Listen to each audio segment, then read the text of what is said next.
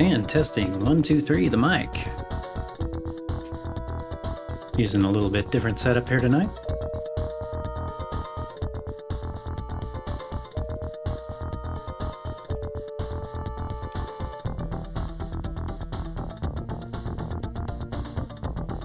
Get ready for this. Might break your monitor.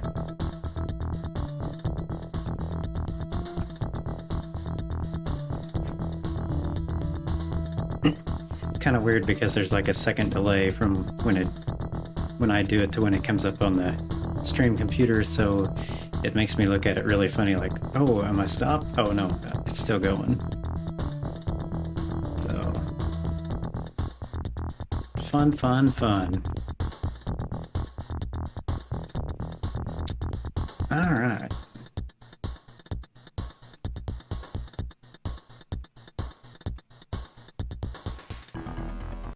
So let's watch some ISC. Hopefully it comes through. Let's see. Looks like it's going out. 21 minutes, so this is a pretty long one. I've heard, speaking of which, that all of us 600i owners are going to look like this when this is over. So well, let's hope. I have not watched it yet. So if you have watched it, you know, don't spoil it. IAE is here, and with it the biggest showcase of ships and vehicles this side of the Stanton system. And over the next 2 weeks, we've got videos galore dedicated to the new ships being introduced, the in-universe companies that create them, the way that we make them out here IRL, and updates and reworks to some fan favorites currently in the pipeline. But to get things started this week, it's time to talk starter ships, why they matter to the overall scheme of things, who needs one and why, and introduce you to the newest making their debut in tomorrow's showcase. The purpose of a starter ship is a player's first entry into the game that gives them that little taste of what the game can do. It should be relatively simple, straightforward, easy to fly, and should provide access to as many different game loops as possible. Yeah, I suppose. They matter in the overall scheme of things because everyone has to start somewhere. So why not start with a little ship that can do a little bit of most things acceptably well to get you ready for the bigger universe. Even if you had every ship in the game, starships still have a purpose in that sometimes you don't want to risk your big value ships or vehicles. Multiplayer or like finding people to play with isn't always like that evident, and you might just feel like playing for an hour or so, and then a starter ship is perfect because you don't have to have a whole team to man it. They're also fun when you're doing something like a Zero to Hero run to get you started and on your way. Zero to Hero is when people start out with one of the basic ships and try and work their way up using only in-game loops and in-game currency to buy one of the larger ships for a certain goal they set themselves. You're supposed to do that? I thought we were all supposed to run out and buy a bunch of javelins. My bad. I personally enjoy doing that sometimes because it gives you a new perspective on the game. When you first came into the game, maybe it was 5, 6, 7 years ago, the experience then is different to the experience now, so it gives you that reset and sort of relearn of the game. I think you just made one hell of a good decision. A lot of our current lineup of starter ships were developed back before our game loops really became a proper thing, and that means that we're in a really good position at the moment to introduce a modern starter ship that is set up to work with our modern game loops, and that's where the Drake Cutter comes in. The Drake Cutter is Drake's entry into the starter ship market. It provides a well-rounded experience for one person to just go take on all that the verse can offer. It's a ship that is very straightforward in the way that it's designed. It's designed to get a starter player from A to B as safely as possible while they do their starting gameplay loops. How many more times can we say starter? The materials and the whole look of the ship and how it's built. It's not really aerodynamic. It's very bolted on and like put together out of like different kinds of metals, and like some are more rusty than others. It's using the Vulture VTOLs. It's also using that Drake signature cladding and paneling that's like bolted on top. It's very functional but robust and slightly janky looking. Just slightly. I think my favorite part of it Sell it to us. is Come on. actually the way that it flies. It's got big engines, but quite small maneuvering thrusters, which means that it's relatively fast in a straight line. But as soon as you start trying to turn, you really begin to feel the weight of the ship because it's quite a heavy ship for a starter. And that gives it a lot of character. And I think as most of the time that you spend in your ship, you'll be flying it, I think it's very important that we get that sort of thing right. It has a relatively large interior, the largest of any starter ship. Everything is quite tactile on the inside. There's lots of levers and clunky buttons rather than holographic displays. You don't have the finer cladding on the inside that other manufacturers would do. It's all Like wires and shit just like sticking out. exposed insulation and pipe Love work it. just to give it that no frills spared experience. As the ramp lowers, you're greeted by the cargo hold. This is where most of the components live in their component bays, and this is also where cargo is stored.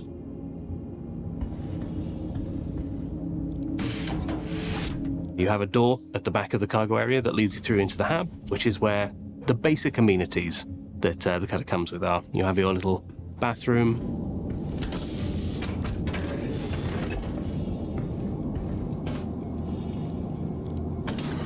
Looks pretty dark. I wonder if they've got bed some with a little lighting reading in light. there. a little storage locker, and some shelving. And then through on the other side of the hab is the cockpit, which is where the last two components live, the pilot seat and dashboard. It looks a little bit like the Corsair inside.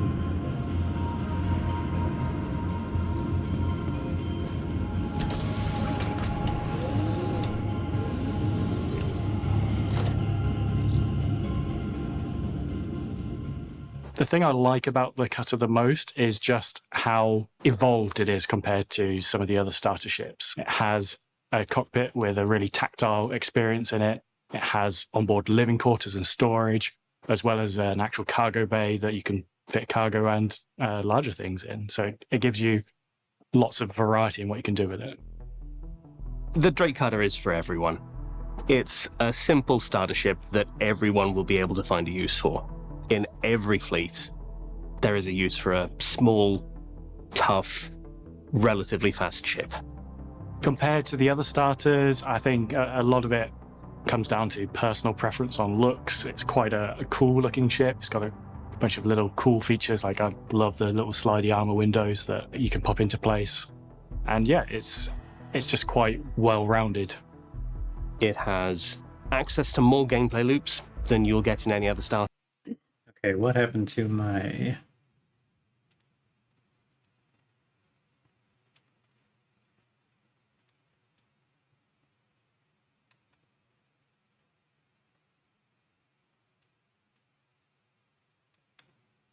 Not sure what happened there. Anyways. You'll be able to carry other people. You'll be able to carry a vehicle if you're careful. You'll be able to very easily get mission boxes in and out. You can do a little bit of bounty hunting if you're very careful. It makes a very good explorer because it has very large fuel tanks compared to the other starter ships. It's like we took a Cutlass and made it tiny. The Cutter is Drake's first foray into starter ships for the Persistent Universe, and will become available to all players straight to flyable when the Intergalactic Aerospace Expo 2952 launches proper tomorrow. But who is Drake Interplanetary, creator of the new Cutter, shunned antagonist of Invictus Launch Week, and this year's sponsor of IAE? Let's find out more. Do you have a favorite Drake ship? I love the Buccaneer. I used to be able to really wreck some stuff in that ship.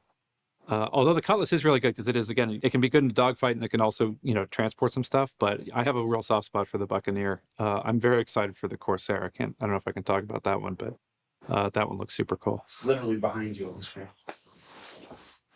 Yeah, that one. That one looks cool. I like the wings. And the asymmetry is cool.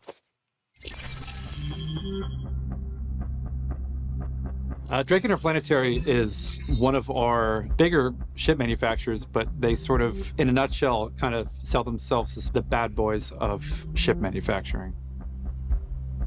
They have a reputation of being a popular ship among criminals, which sort of implies that they're kind of courting that demographic, which is somewhat true, but not entirely true. They're very much a legitimate organization. They're a proper business, but they kind of very much take the stance of we're not responsible for what people do with our product. We're going to make highly modular, easily repairable, kind of cheap products. And if people happen to use those for crime, well, that's their choice. We have nothing to do with it. Another aspect to it too is the fact that they're so not a big ship. Affordable and versatile as far as their ships. That's made them very common. So it's also one of those things, it's like why it's popular for criminals is that it becomes a very low profile type ship. So the idea being that if I want to commit a crime, I don't want to be driving a supercar. I want to be driving a car that a lot of other people are driving, so I can kind of blend in a little bit easier. So it's been fun kind of riding that line of them sort of teasing their criminal connections while not overtly being a criminal corporation. And so over the past couple of years, their marketing has shifted to much more of a, take back the power. We're trying to provide weapons and tools for the people because you can't trust the government or the military to save you. You need to have the tools to be able to do that yourself. So that's been kind of the thing that's been driving them for the past couple of years and is certainly keying into the current IAE that they're co-sponsoring. Part of the reason why Drake is one of the sponsors of this year's IAE, aside from the fact that they were releasing a handful of ships, we were trying to figure out what would make most sense for them to be to contribute towards a theme, because that's always kind of a big discussion point when we start tackling each year's IAE. If you're familiar with our Fleet Week event, Drake always runs a counter program to it. So once Fleet Week is over, there's what's called Defense Con, which is Drake's answer, if you will, to Fleet Week, because Drake and the military have a bit of a contentious relationship. See, in their past, the first ship that Drake manufactured was the Cutlass, and they made it as a contender for a military contract. And so the military shot them down. They ended up just saying, hell with it, and we'll release it to the public. And that's how they basically got their start. So there's a little bit of contentiousness between Drake and the military. And so with IAE, their kind of bold message is the military is useless. Basically, you can't trust them. They're not going to be there for you. You need to be in charge of your own destiny, and you need to protect your family, and we're going to provide you the tools to be able to do that. And so one of the fun things, because that's very much on display with a lot of the Defense Con, like branding and advertisements and stuff like that. But one of the fun things is IAE is a much more kind of chill event. It's more downplayed, more low key.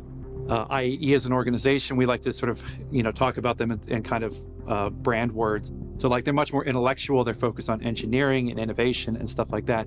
And then you have Drake coming in, basically saying like, screw the government, and IAE having to be like, whoa, pump the brakes there, guys. So it becomes a fun balance between finding those moments where Drake kind of pushes through their edginess and overrides the IAE, and also where IAE is able to kind of rise up to kind of tamp down their more provocative messaging. For those living in the past, it's a new generation, and Drake don't give a damn about their bad reputation. Yeah. Drake is often the manufacturer of choice for those who value pragmatism and clarity of purpose over luxury and over-engineered styling, and look to celebrate this ethos as sponsor of this year's Intergalactic Aerospace Expo. But at the other end of the manufacturer spectrum is Origin, famous for their extravagance and leisure, but slightly infamous in their mishandling of the original 600i rollout. Let's find out what went wrong the first time around and take a look at how the team aims to address the issues in the current internal concept rework. Nice. So the 600i, when it first came out, was one of those ships that we talked about in the past that has had a troubled development. The original 600i, its core issue was what we prioritized for space. The rear was a massive habitation area where there was pool tables and bars. And then you had the very front of the ship, which had the bridge and the captain's quarters. And then it forced the entirety of the core gameplay loops of the ship to live in the middle of it. So you had this small module where everything needed to happen. If you're designing spaceships, you kind of need to make sure that everything's there for a reason. And when we get to the point where we've got kind of big unused areas of the ship that don't really support a functionality, it just feels like a wasted opportunity. The 600i was done relatively early for Origin as a brand. We'd had the 300, and it was the first really big Origin ship that we decided to do. Since then, we've obviously tackled much larger Origin ships with the 890, and throughout the course of the 890, the Origin style completely evolved from what it was, which you had some very technical and wooden surfaces, to instead have this lovely transition that goes between them, which can be seen across the 890, the clear but smooth divide between the different sections of the ship. In terms of reworking the 600i, we had a sort of very clear brief. We want to bring it up to modern day standards. So there's a lot of features that didn't exist in the game there or weren't accounted for at the time, to integrate those into the ship now, and then to also make better use of the space, because anyone that's been on board a 600i knows there's a lot of walking and going up and down to get to where you want to, and it doesn't really need to be like that. Currently, the 600i is concept complete. There's a couple of rooms which haven't had full concept work done on them, such as the crew quarters, but for the most part, every room has had a complete and utter rework. The big change for the module section is its placement. So rather than being the sort of central core of the ship that you had to go through to get to the back half of the ship, it is now in the rear section of the ship, which allowed us to move the common shared areas to the central section. We did that change because it just makes the flow of the interior better.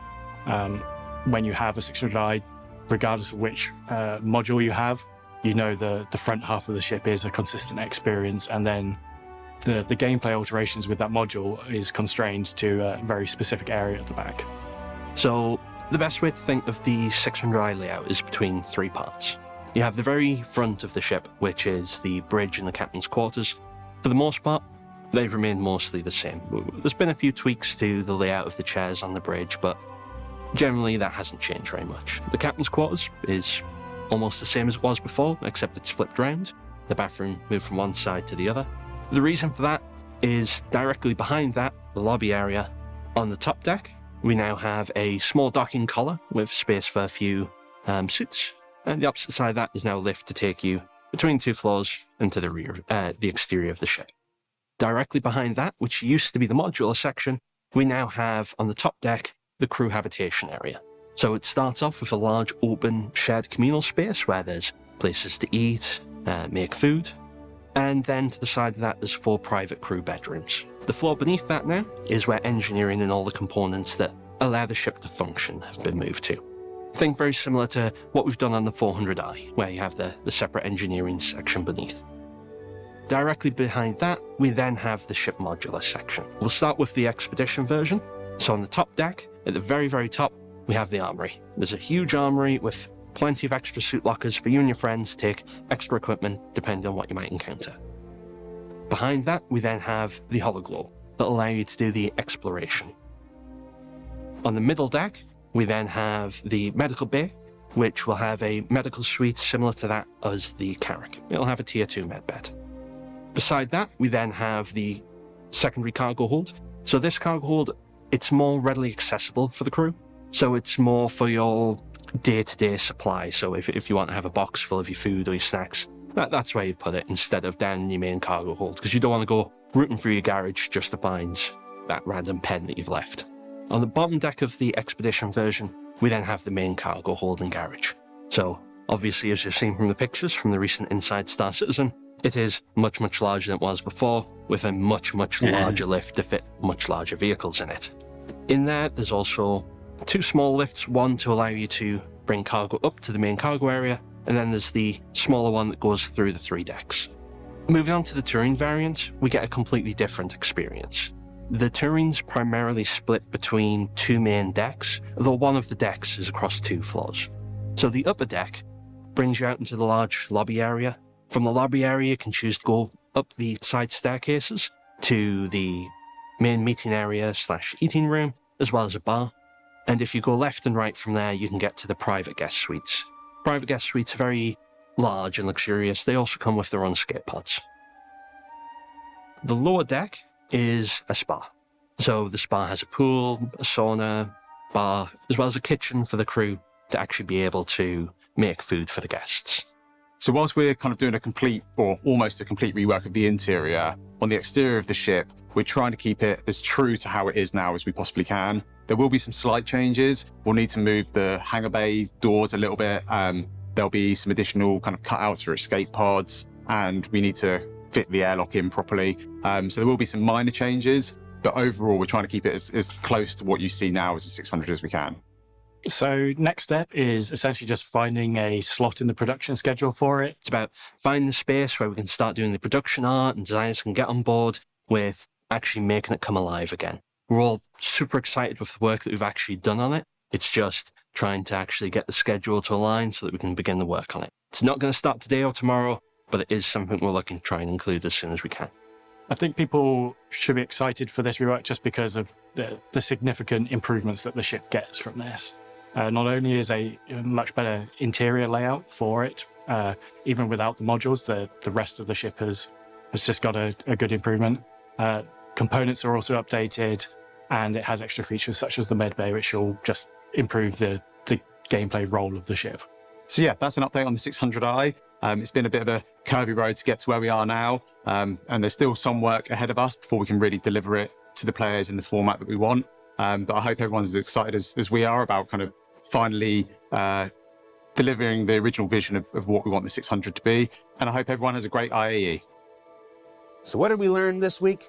Well, we learned that Drake is making their way into the starter ship game with the addition of a cutter. That it's available to everyone starting tomorrow at this year's IAE event.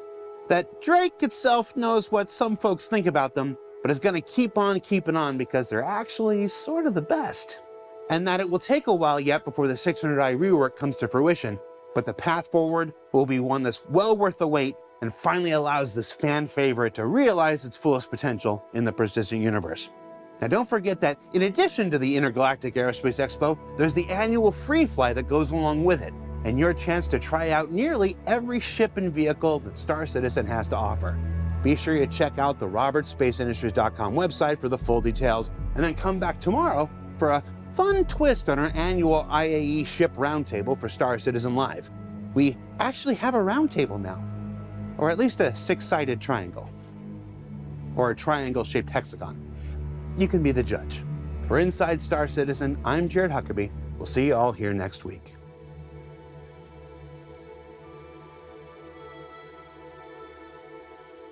Ah, how about that? So let's go back. It kind of showed... Yeah, okay, so... Yeah, that's quite a bit different.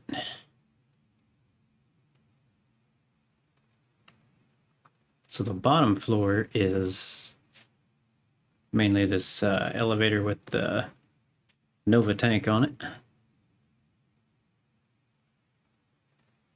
Trying to think right now, that would be the crew quarters, right? With the...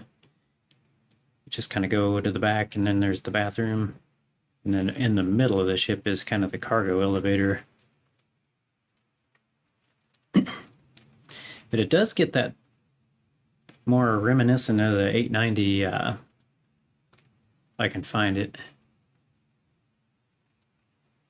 It's funny, they talk about the 890. Well, I'll say that later.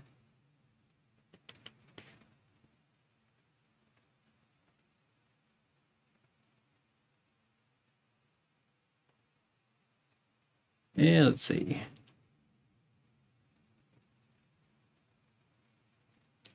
It's got to be right around here somewhere.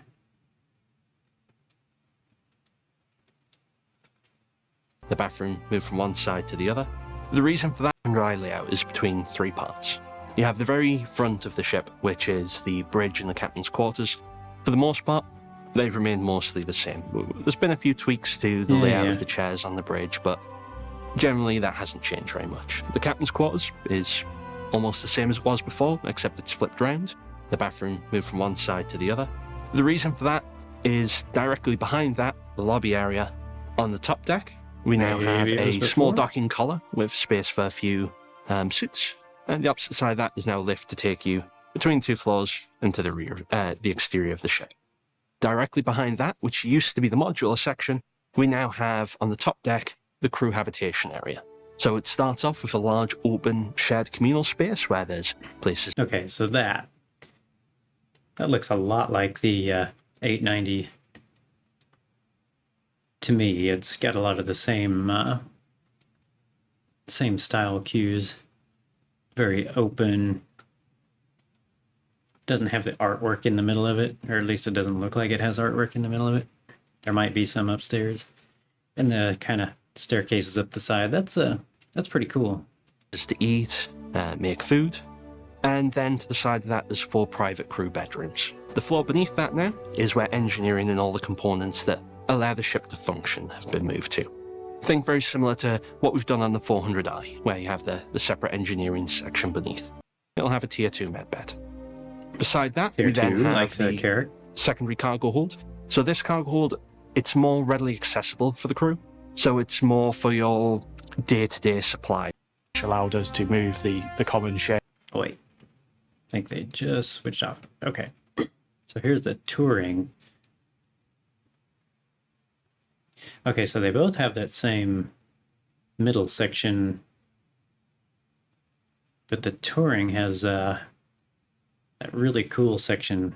To get to the back half of the ship is now in the rear section of the ship, which allowed us to move the common shared areas to the central. 2 small lifts, one to allow you to... The touring's primarily split between 2 main decks, though one of the decks is across 2 floors. Here we go. So the upper deck brings you out into the large lobby area. From the lobby area, you can choose to go up the side stack. So this looks like, I'm sorry, this looks like way better than the 890, doesn't it? I mean, to me. Like, this looks more like something you would find in New Babbage than the 890. Very nice looking. I like it. Go up the side staircases to the main meeting area / eating room, as well as a bar. And if you go left and right from there, you can get to the private guest suites. Private guest suites are very large and luxurious. They also come with... So it looks like the kitchen and the pool table and all that stuff, the TV that's in both variants right now is going to be gone. With their own skate pods. The lower deck is a spa. But this does seem a so lot better. The spa has a pool, a sauna. Now this is very 890-ish. It's got those nice swooping lines of the bar, just like the 890 bar. So I like how they did that. It's very reminiscent. Bar, as well as a kitchen for the crew to actually be able to make food for the guests. But, so whilst we're kind of doing a complete, or almost a complete rework of the interior, I think it looks on better. the exterior of the ship, we're trying to keep it as true to how it is now as we possibly can. There will be some slight changes. We'll need to move the hangar bay doors a little bit. There'll be some additional kind of cutouts for escape pods, and we need to fit the airlock in properly. So there will be some minor changes, but overall we're trying to keep it as close to what you see now as a 600 as we can. So next step is essentially just finding a... And so they won't be able to start on it for quite a while. Okay, well, we probably knew that, right? So let's look at some other stuff here while we're screwing around. Okay. Not what I wanted. Oh, I guess it is what I wanted.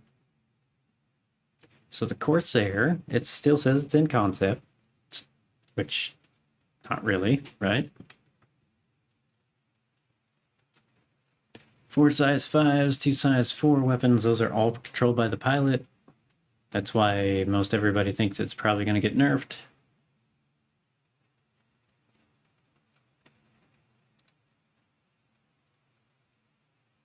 Crunch, crunch, crunch.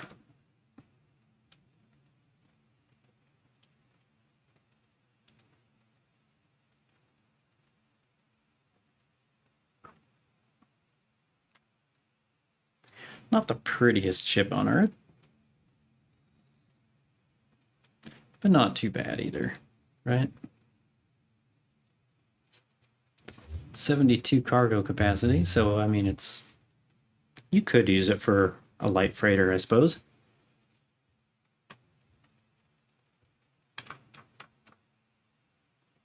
Okay, did they have... Just look at Drake real quick. Buck, the Herald, the Cutlass, the Privateer.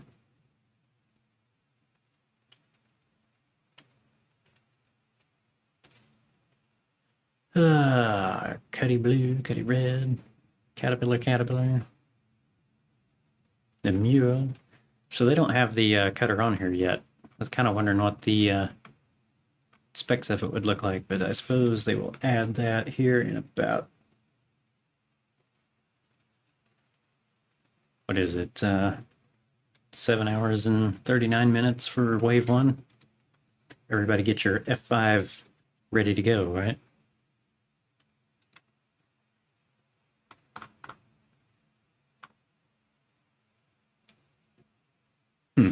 Okay, well.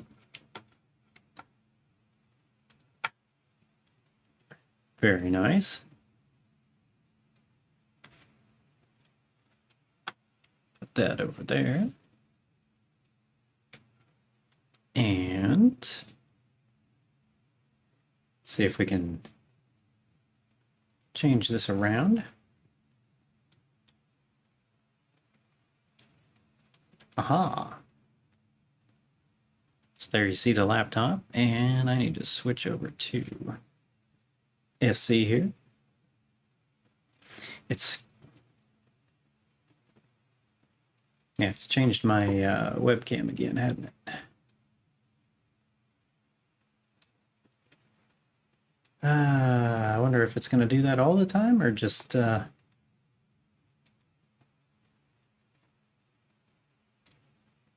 just a touch smaller. Too small. All right. Close enough.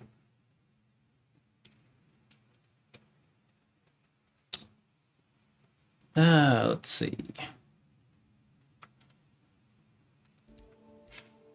So yeah, we're gonna try some two boxing again.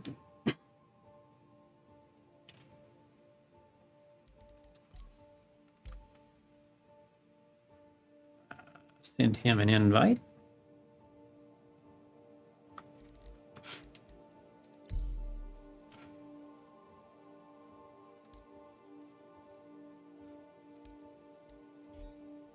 Strange.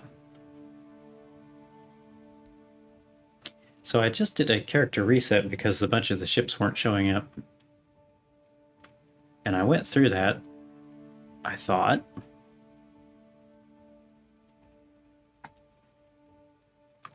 Yeah, you almost have to, or it wouldn't have even showed you your friends list, right?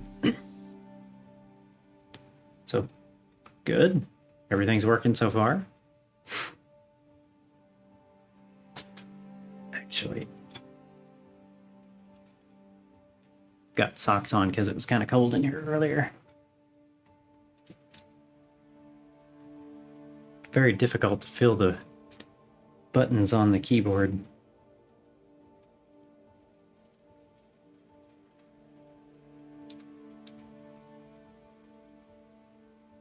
With your big toe.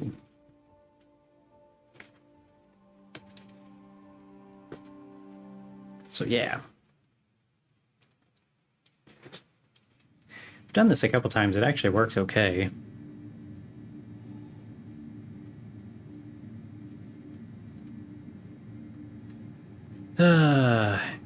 And yeah, CIG needs to do a an auto follow.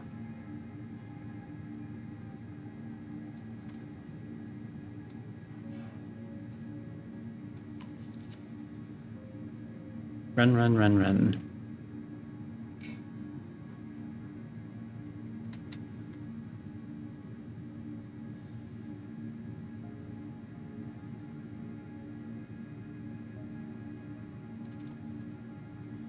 Okay.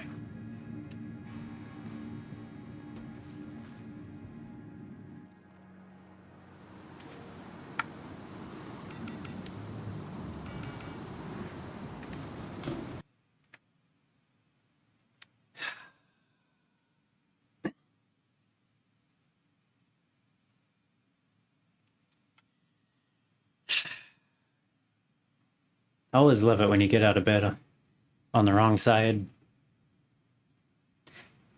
I just realized my other account is on Fort Tresler.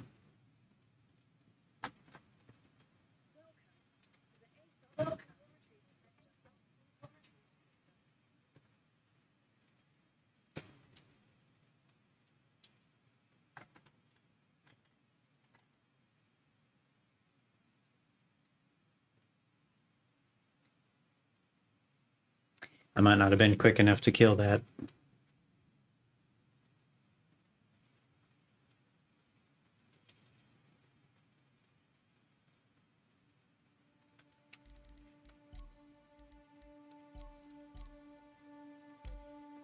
Join on him. The server's not full, so that's good.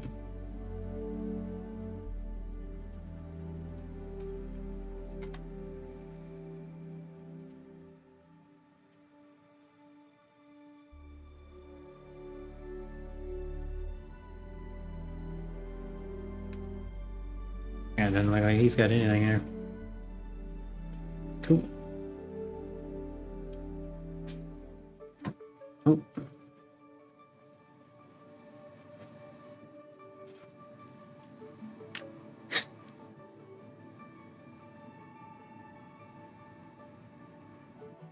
Did I wake up dead? Is that what it was?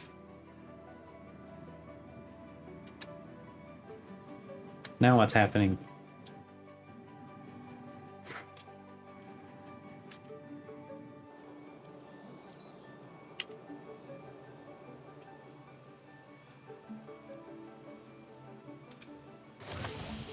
Apparently I did wake up dead.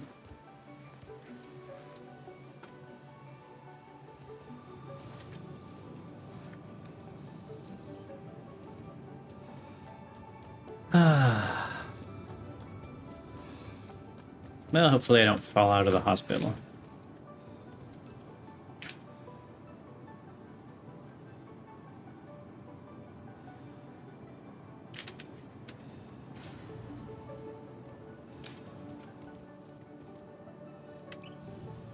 Yeah, down to the lobby.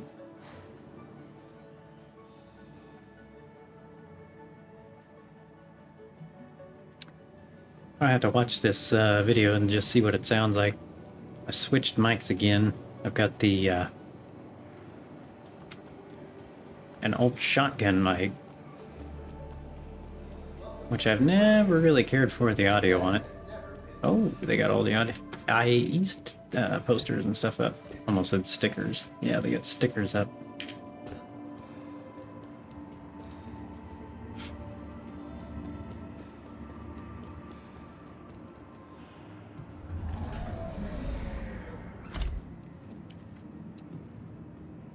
Might as well do the time-honored tradition of just dumping your shit on the floor. Oh, look at that. Doors are now closing.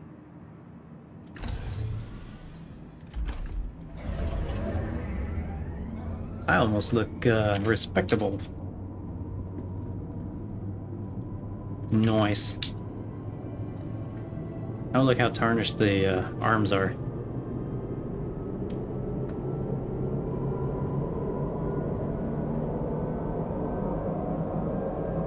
That is pretty cool. I'm glad they got that in.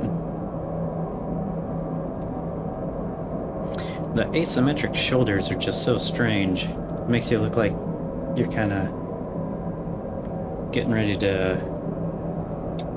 do a flash mob or Michael Jackson dance, right?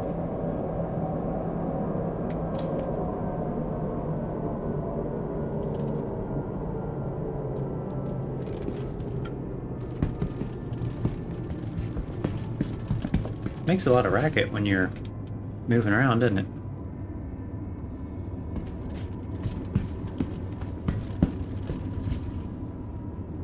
Nearing next stop.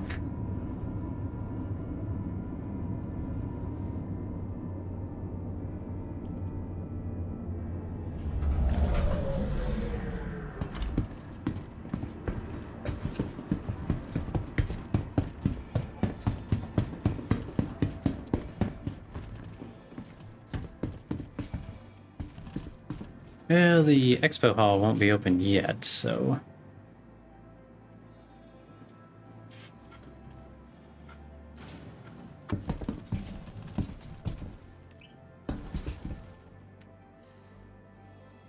Do.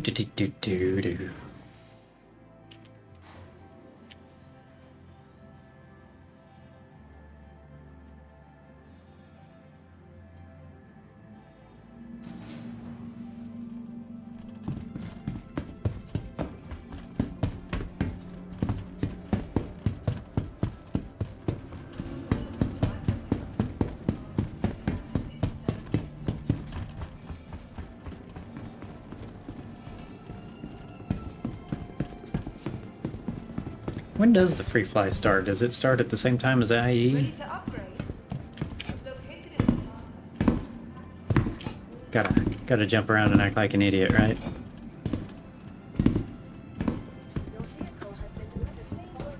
Alright, moment of truth. Do I get all my ships back, or is it still screwed up? From all of us at Micro. Welcome to the ASOP Vehicle Retrieval System. I think it's still screwed up. Although it might be better.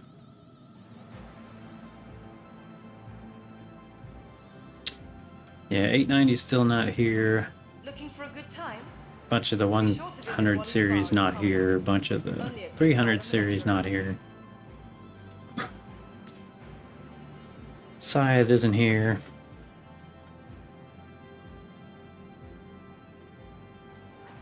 Got the Vindicator and the Omega, but not the rest of the Mustangs, which not a huge deal. Had one of the Razors. Yeah, just the LX. All the rest of them are not here. Unfortunate.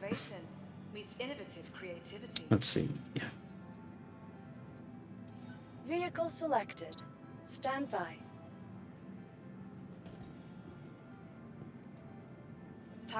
Your vehicle has been delivered to the following location. Yeah, literally probably missing at least half of them.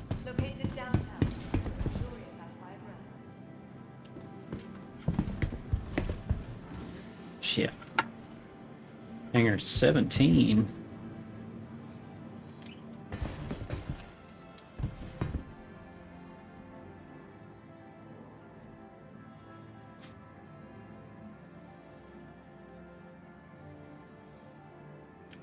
It's almost always hangar 4. But there's a bunch of people here, so maybe that's got to do with it. That's a little strange.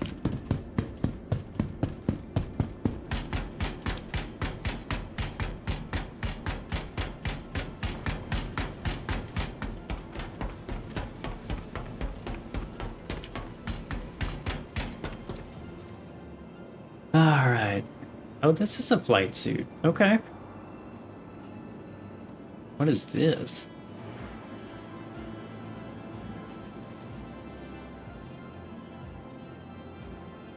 Where the hell did that come from?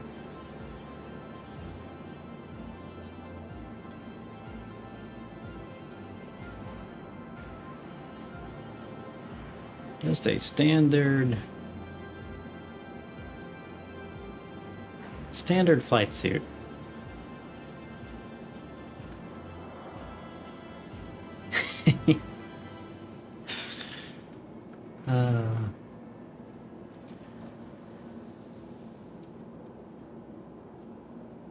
Hey, if I get blown up, I don't care if I lose it, right?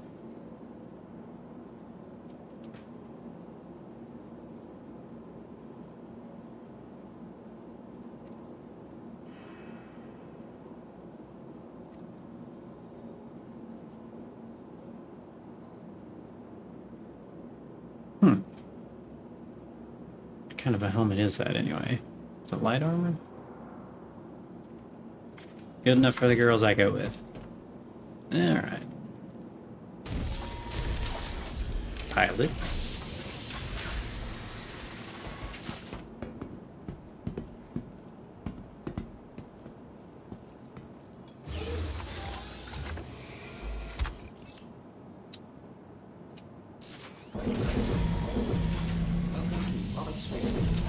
Alright, let's see if they changed any of these keybinds and stuff around. You are clear to launch.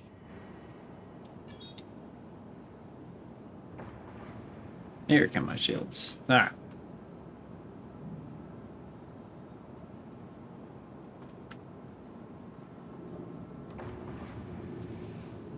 Could have swore the door was already open.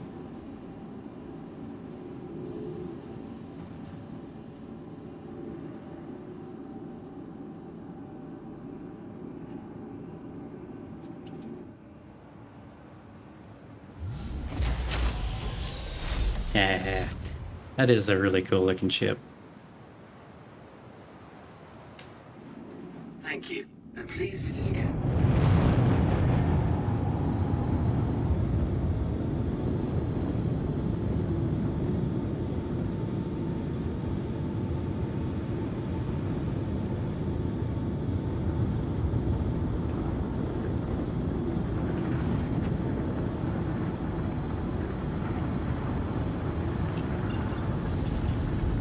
You can almost just fly that without a whole lot of problem.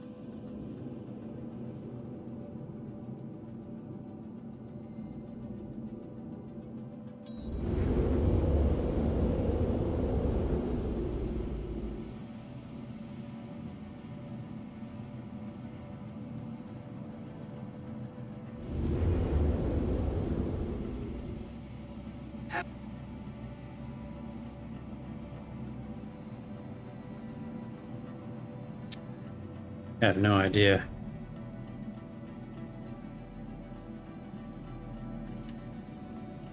Which pad he really needs to go to.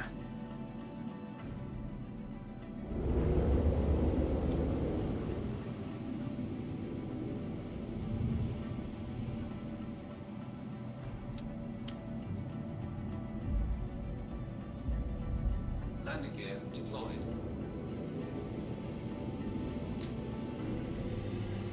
That's what looks different.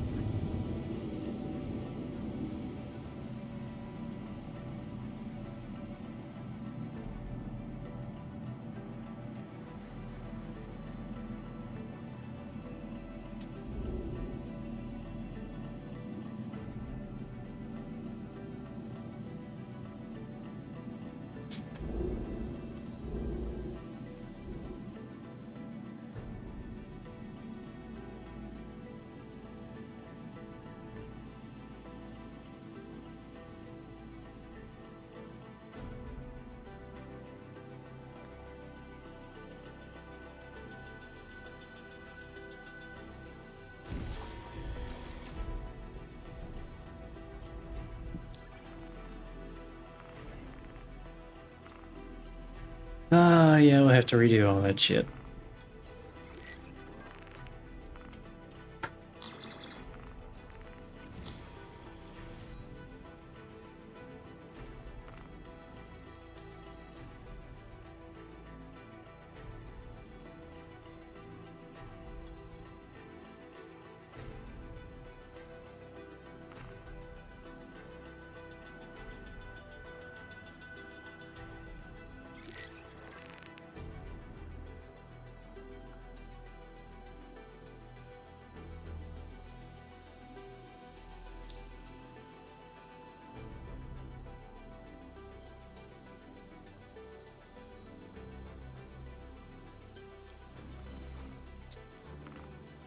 Okay.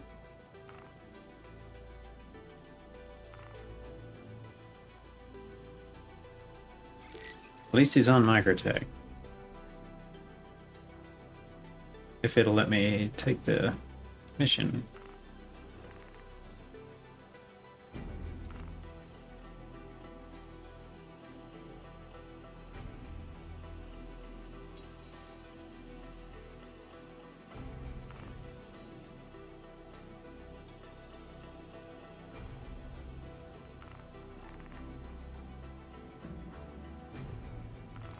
Wow, that took forever.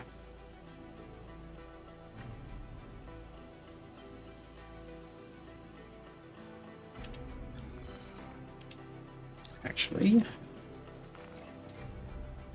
and I really shouldn't need anything. Okay.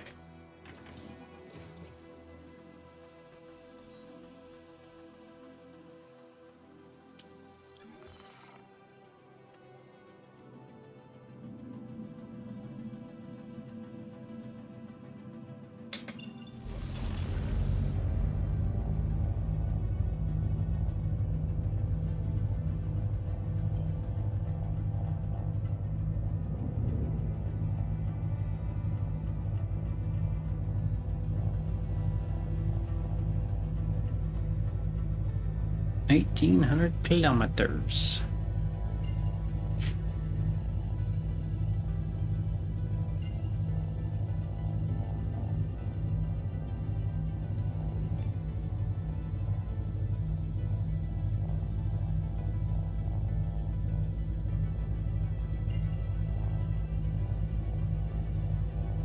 Which one of those is actually closer, you wonder? Of course, this is going to send me through the station, probably.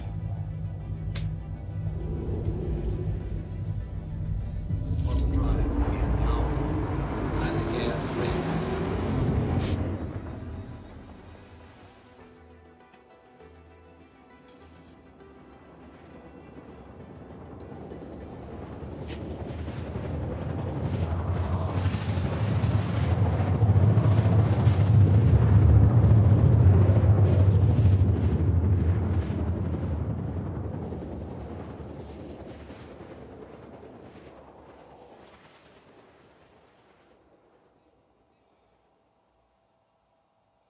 Ew, still 300 meters out.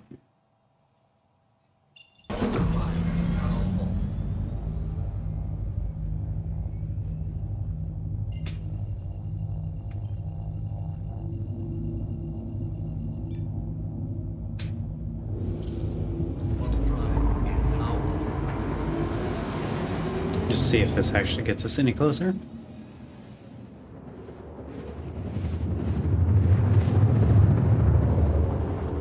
Oh yeah.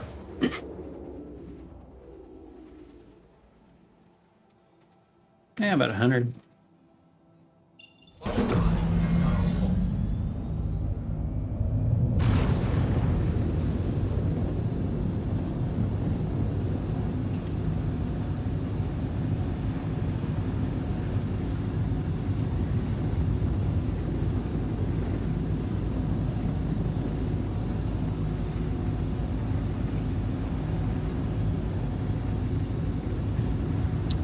Not a whole lot of other options here.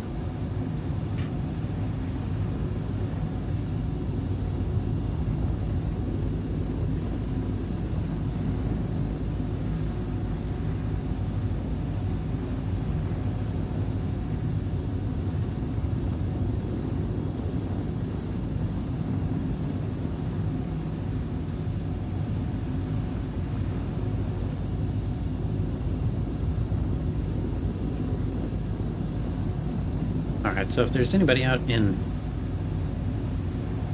Facebook or Facebook, I haven't actually been able to try. But it says that the chat is connected, so if somebody's out there and they're sending messages on it, I can't see it. It should show up on the screen.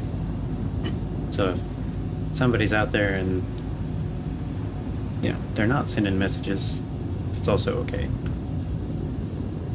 But if they're there and they're sending messages and I'm not replying, it's because I'm not seeing it.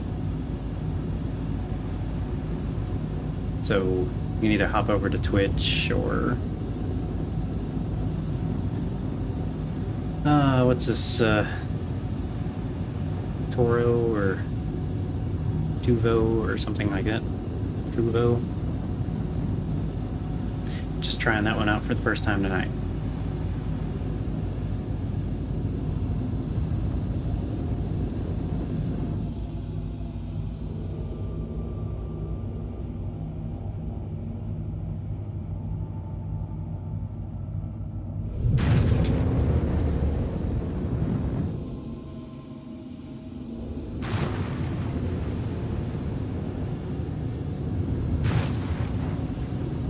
I don't want to come down too far.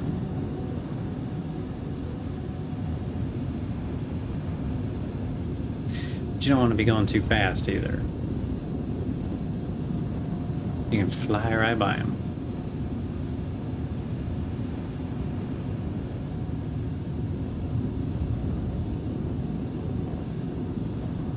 It's going to be a little different with the laptop on my...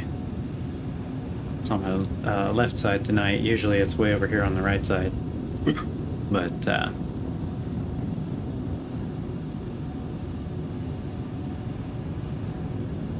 yeah. Keyboard's still on the same spot, so I should be able to target with my right big toe and fire with my left big toe.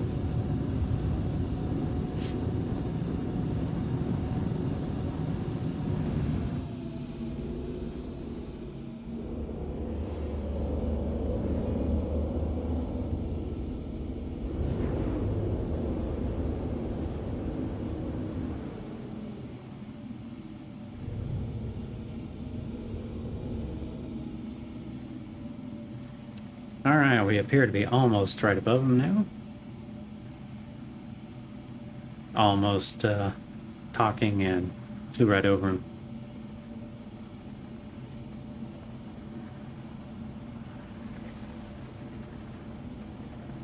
So, we're about 18 kilometers out. Looks like they're somewhere around these clouds, which should be an interesting fight. In the IMC.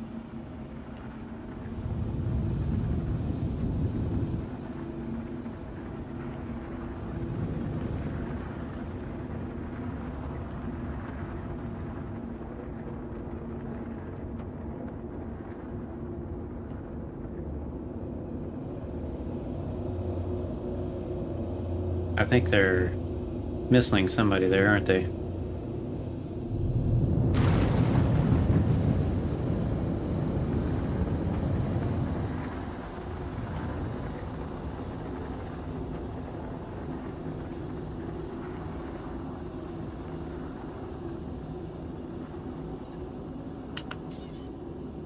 Okay.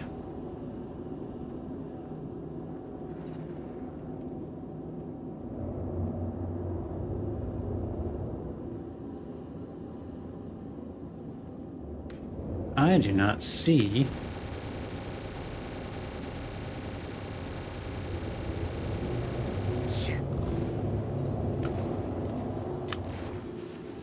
Oh, I didn't have mine.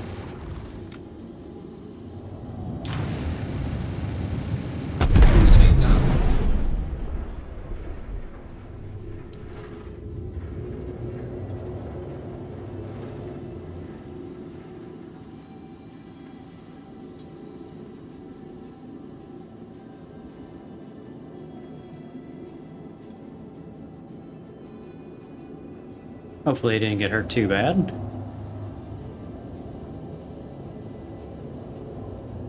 Oh no. I don't think they're here anyway. It says faction is UEE, so.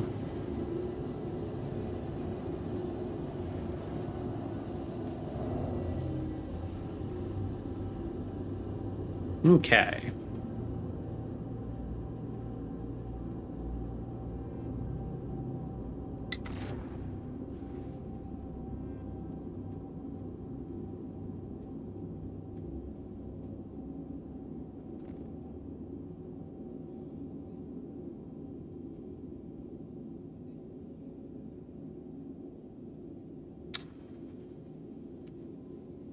Something did not work.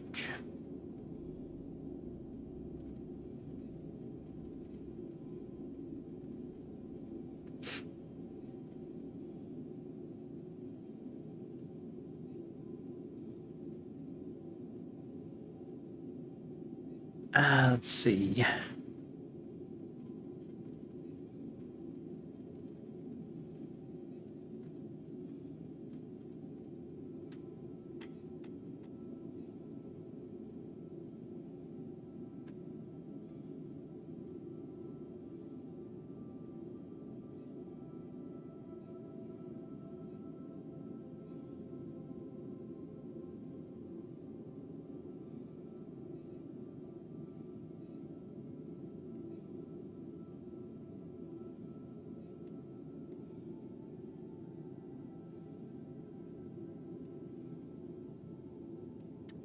Is what we're looking for, right?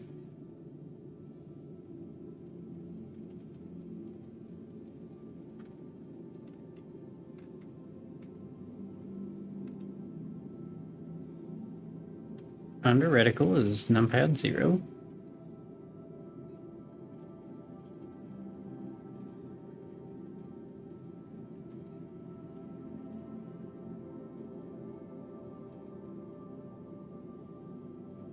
No.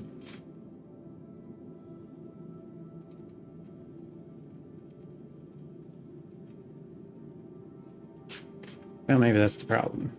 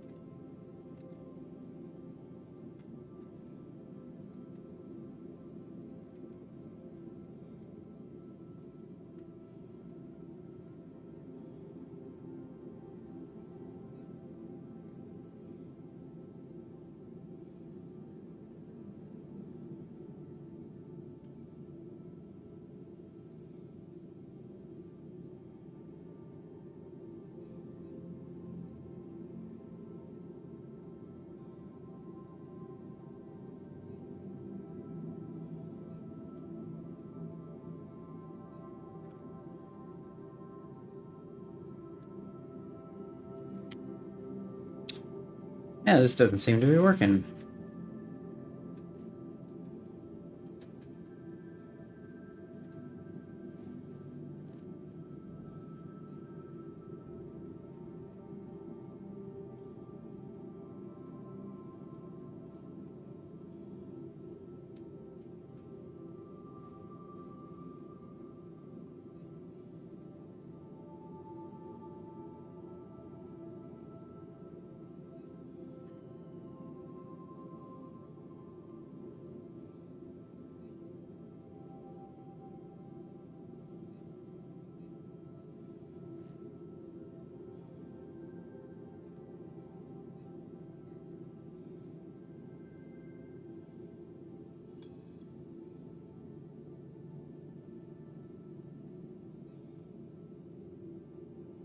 There we go.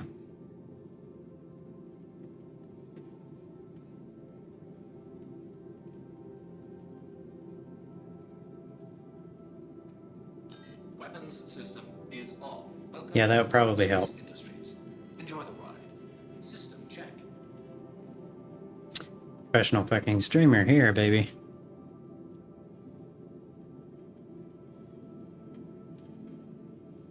Ah.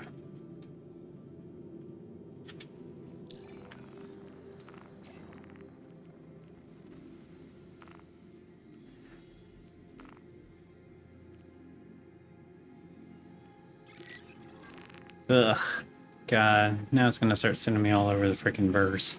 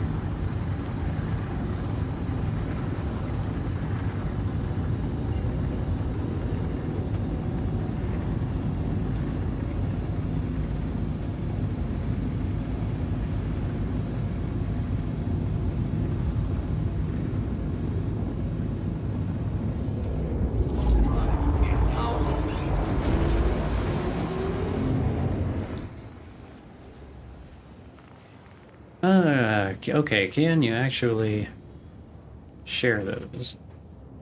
Yes. You didn't used to be able to.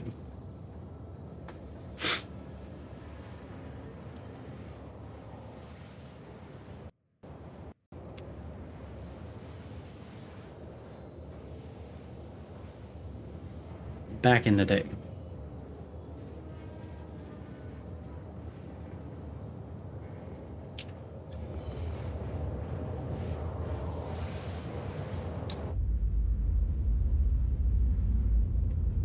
Alright, we don't need the global chat, do we? Just a bunch of people talking about whatever.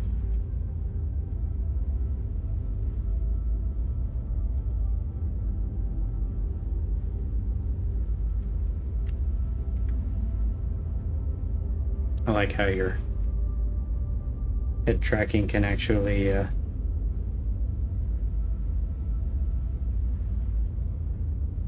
still works like in this magical exterior.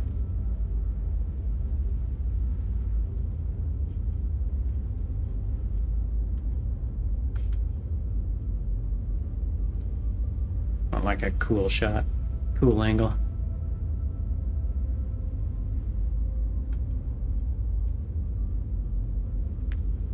Not bad, right?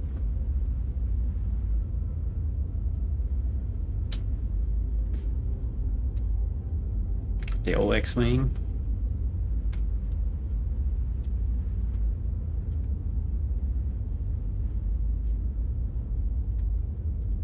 You can't really see the Scorpion paint job on the top since it's dark. Oh well.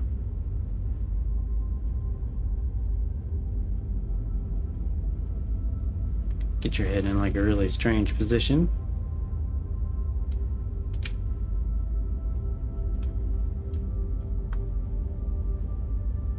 Not like there's a whole lot else to do while you're flying through space here, right?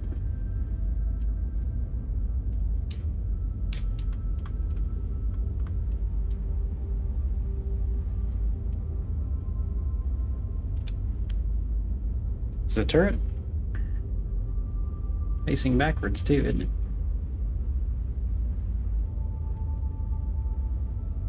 No, it is not. Now it is.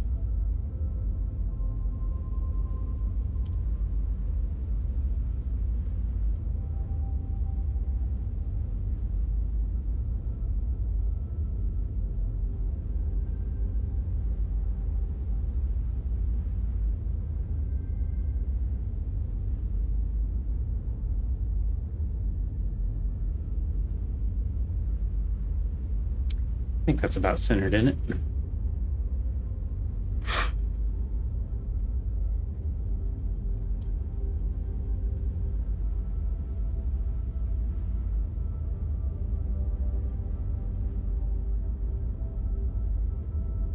It's funny how the roar of the engine goes from one ear to the other.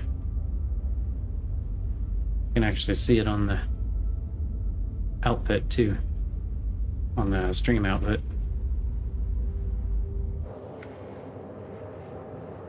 It's a little quieter inside. Try to stop spazzing out, moving my head all over.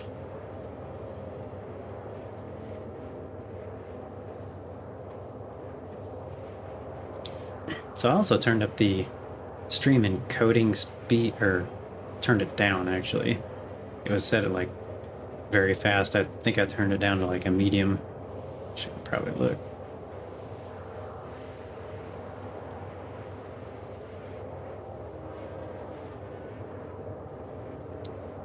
Actually, P6 slower.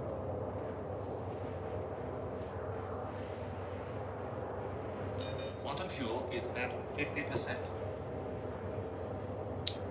Oh no, I'm out of quantum, or halfway out of quantum.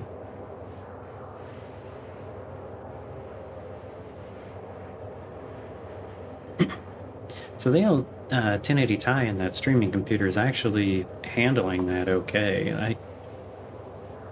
CPU is only at 10%, and the GPU is at like 25% encoding, so that's actually pretty good.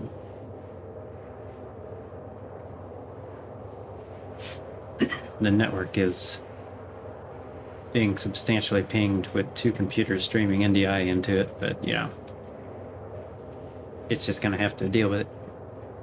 Like 280 meg.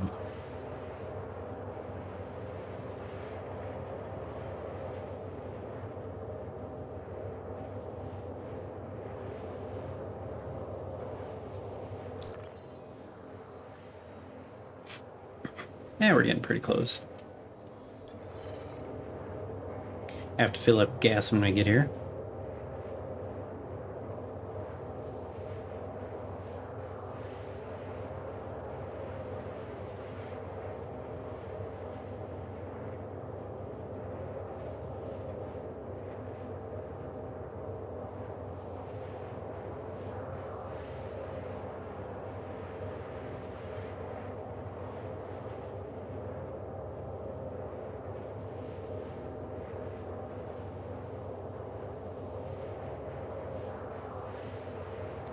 Up Twitch on the streaming computer real quick. Probably a mistake. Quantum fuel is at 25%.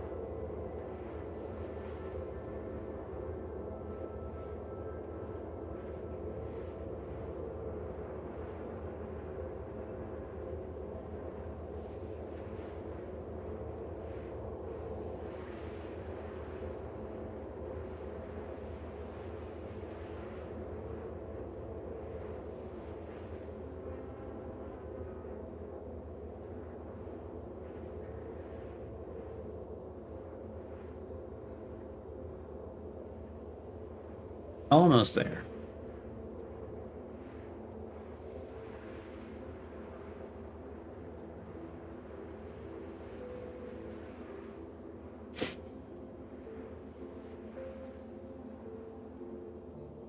seem to be aimed pretty well too, so.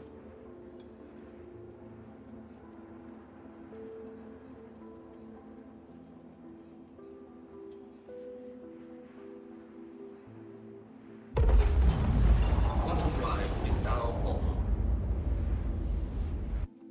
Ha ha ha ha.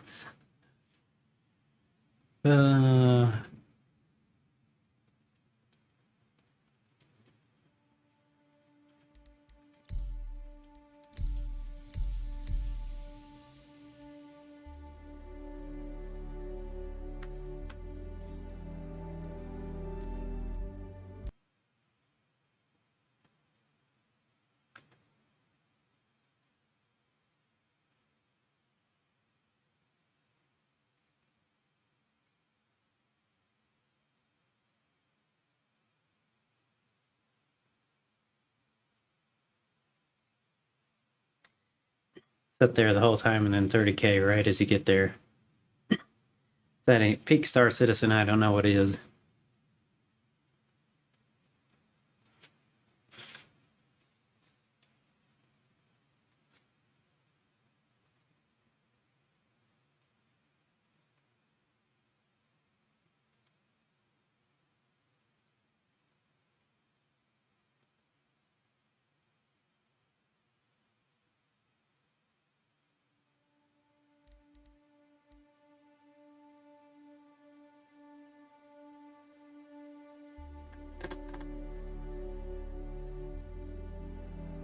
Probably take the laptop just a pinch longer to get in.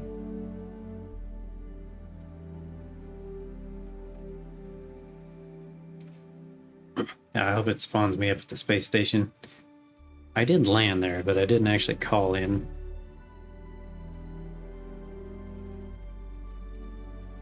Guess we'll find out.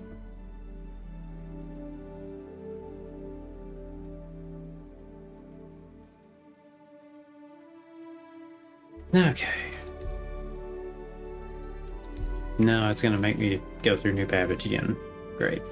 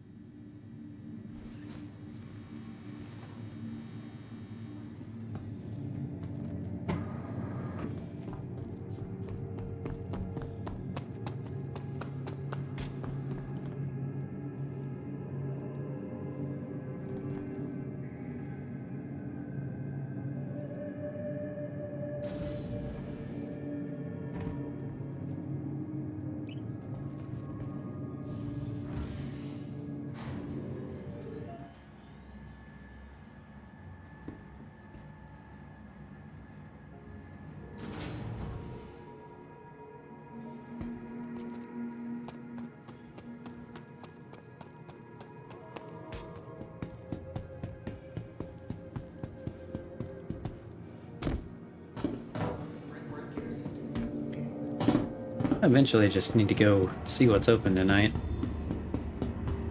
Should just be like the main lobby, I would imagine.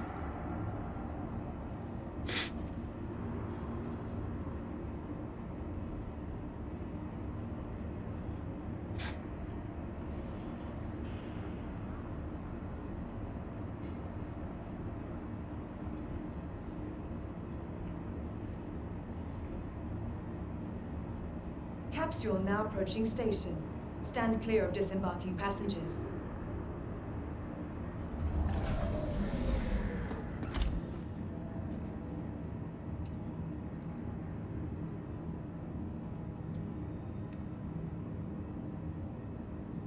Careful, doors are now closing.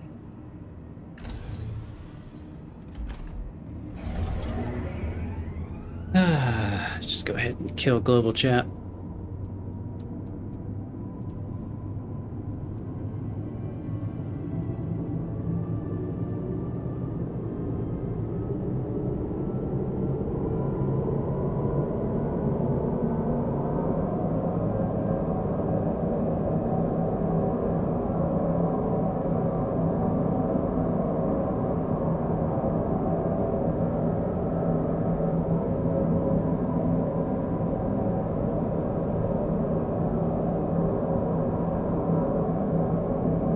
as well top off his food and drink.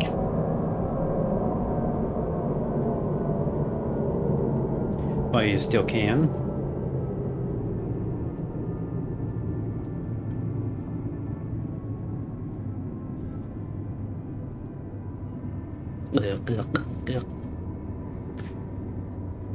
Alright. Oh, he actually dropped it.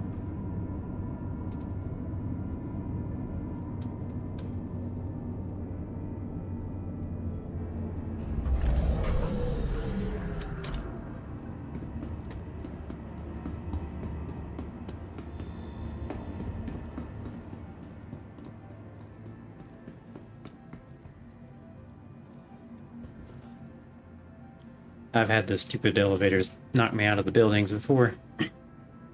Even though it's supposed to be fixed, right?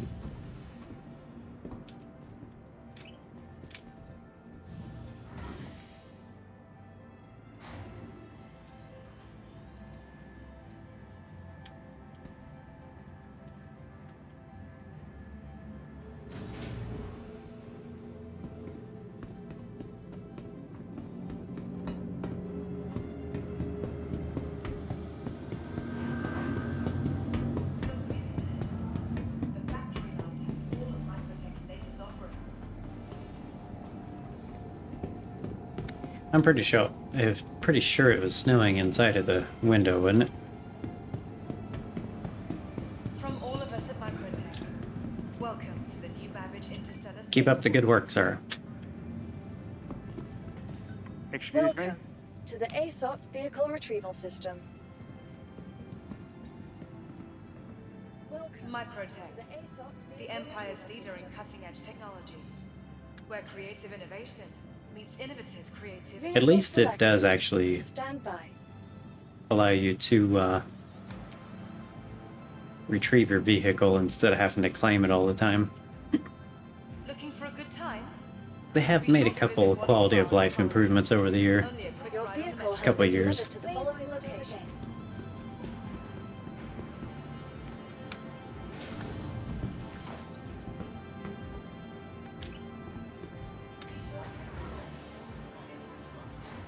Whether it's the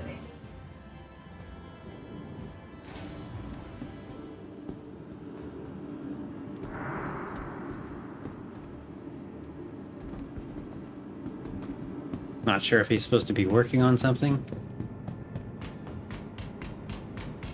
Now the bad part about that is it does spawn in with all of its engines on. So it could very well have picked up off of the ground, and there's not a whole lot you could have done about it. Oh, I forgot to get him something to eat.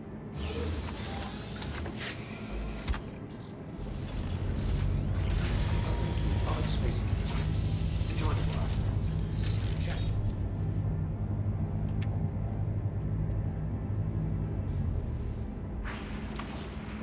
Kind of cool. It actually remembered that the quantum drive was on.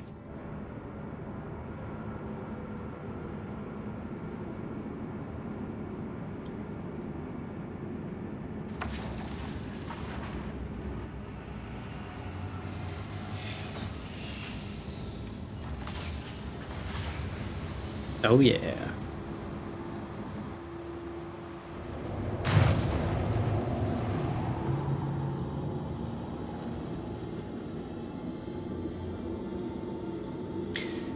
Well, let's go pick up Ozzy. Landing gear raised.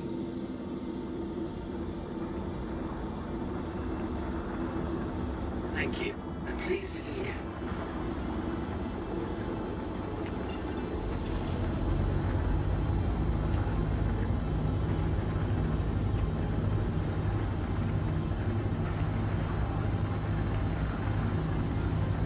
Who am I playing with? I'm playing with myself.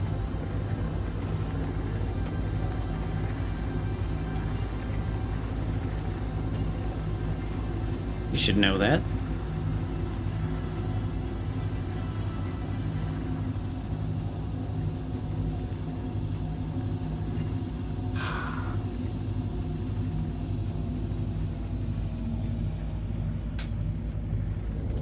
Quantum drive is our goal. Oh, you got kind of dark all of a sudden. Alright, get that stupid blue mess out of my way.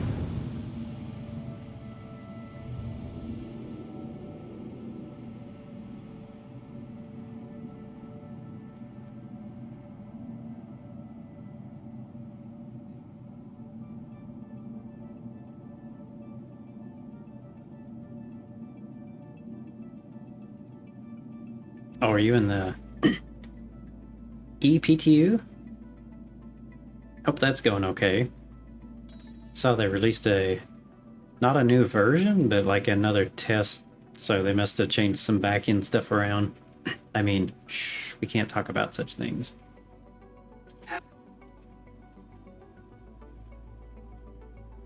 Alright, this time I'm actually gonna land here. Please proceed to assigned landing bay.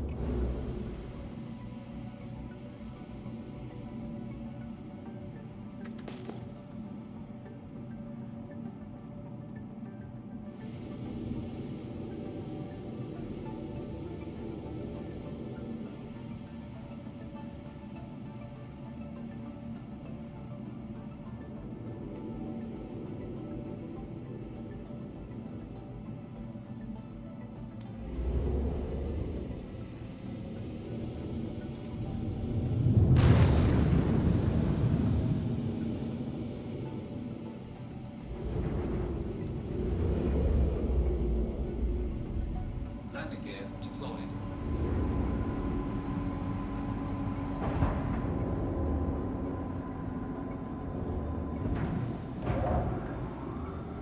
Landing complete. Okay. Stay. Hangar 2.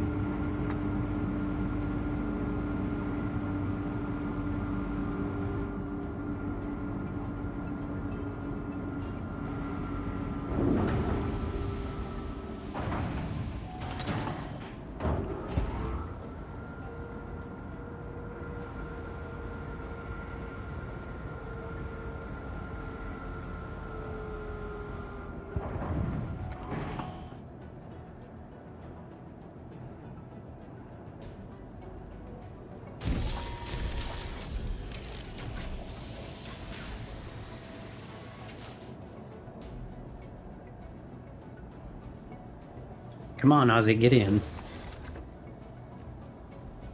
Welcome to Robert Space Industries. Enjoy the flight. System check. Alright. Don't forget to accept a call to arms.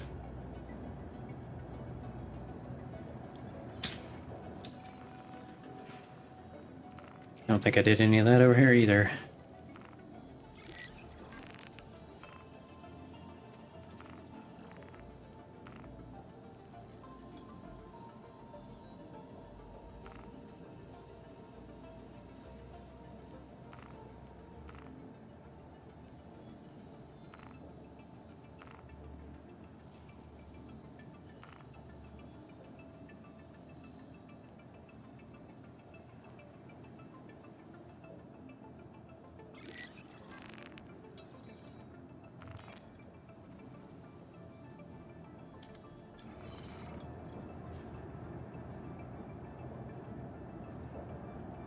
You are clear to launch. I'm clear to launch.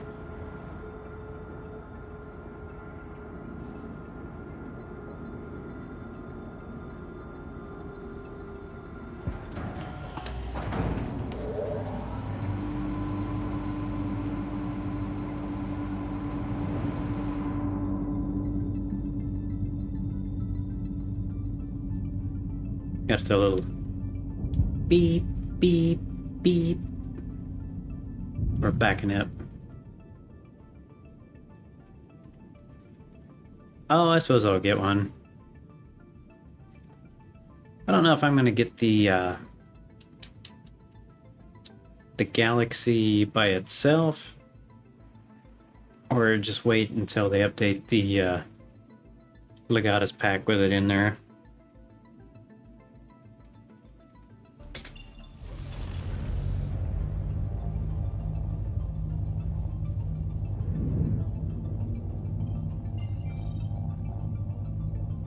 Because I'm probably going to buy the Legatus pack anyway. And that's going to be like most of the...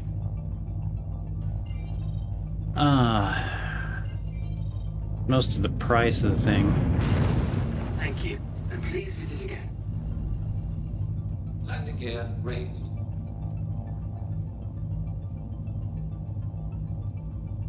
Yeah, it's not. There we go.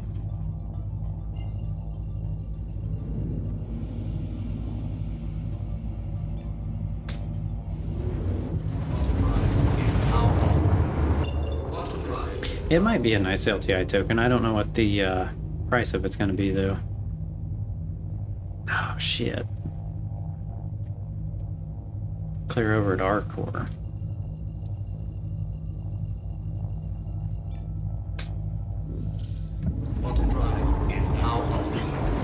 I was going to do this bounty certification earlier in the 30K just as I got to Crusader.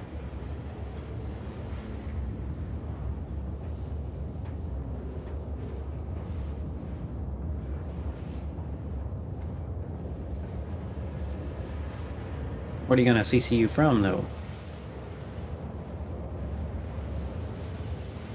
There should be a ton of CCUs, though, so if they're going to do basically one for each manufacturer, and then they're gonna not bring them all back and have different ones for the last day. Yeah, to the Galaxy, but I mean, from what? I guess it kind of depends on what it costs, right? It might just go from like the 600i Touring, which the 600i should have some more bonds. It just kind of depends on where the Galaxy comes in price-wise. If it's $500, then you can go from the Explorer. Was it 6? Yeah. I think it was just the Explorer, wasn't it? Not the... So the Touring, I don't know if it'll have a LTI or not. Or LTI, a war bond.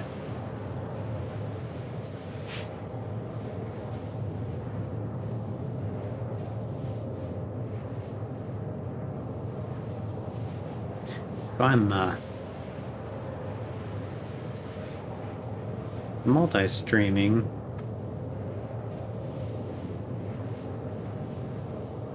So there should be like Twitch, Facebook, and Trovo? Is that how you pronounce it? And in a few hours, my stupid Facebook, they make you wait like 24 hours from when you enable streaming for whatever reason. Yeah, that's pets are good at that, you know. Just having medical emergencies right when you're not wanting to spend money on medical emergencies, which probably isn't ever, but you know what I mean.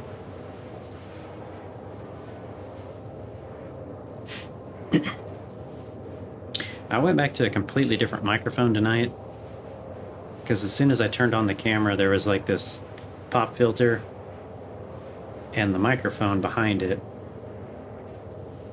and it was like you couldn't even see me, so like you didn't even need the camera, which I don't know if you still need it or not, but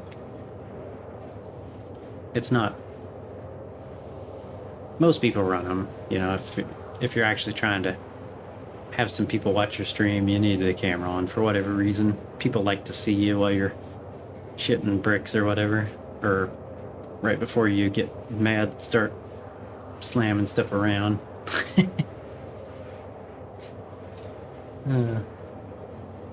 It's funny because these infrared sensors were causing like some weird, like I guess it was over here.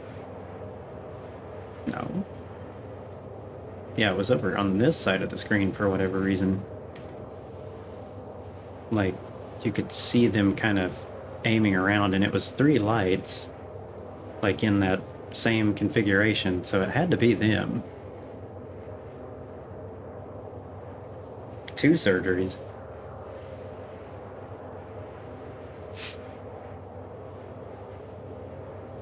Yeah. Yeah, vets are pretty cool people, really. Generally. Like, they get into that profession really to help. Not as much as, you know, just make ass loads of money. Of course, I don't know what they make over there. Around here, they can make quite a bit of money on, like, livestock and stuff. Not enough that they don't have to really, you know, bend people over the barrel for, like, dogs and cats and stuff like that. You know, family members.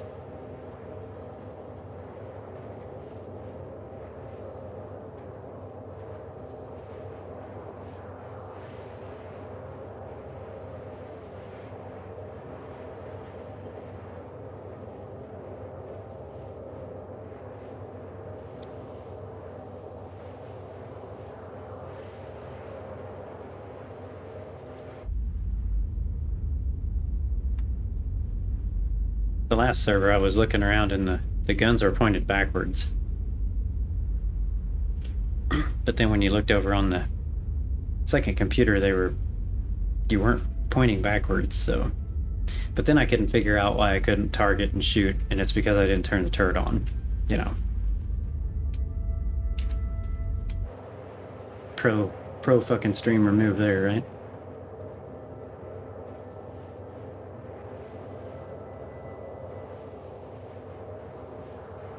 Oh my god, still got 18 million to go. So I can't spawn mine, like half of my ships are missing. Some of the other guys said it's like this when they release a new ship almost every time if you've got one of those big packs that has the ship that they're releasing in it. Until they actually put the sail up, it'll just screw your pack up. So if you've got like a what do they call it? Not cargo pack, but the convoy pack, and you've upgraded something that to the Corsair, like a bunch of the ships in that pack won't spawn, which is just stupid. But if you've got it as a standalone ship, it's okay. But if you've CCU'd in a pack or that ship is in a pack to begin with, it just screws that whole pack up. So like my 600i exec is there, but the two 600i touring and exploration are not there. My 890 is not there. My a bunch of the 300 series aren't there. Only one of the razors is there. Like, it's just random shit doesn't show up.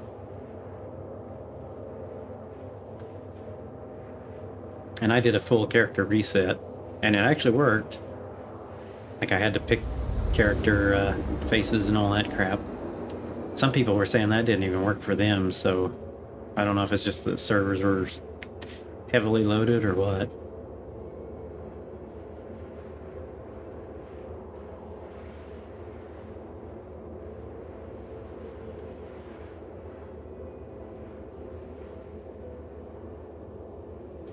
Just about out of quantum fuel.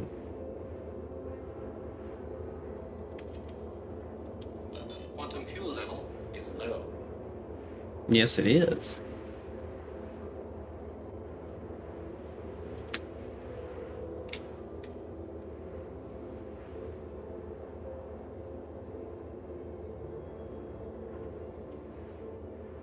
Yeah, it'd be kind of fun to take it out on some of these bounties, but since I had to restart or reset the account, now I've got to go redo all these stupid VLRT, LRT.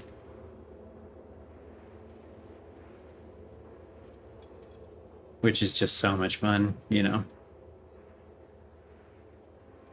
Of course, there was like a Cutlass Black at the last place that I went to. So my bounty was just sitting there like pinging it the whole time. But it's such a small ship that it doesn't actually, you know, it's not going to do anything.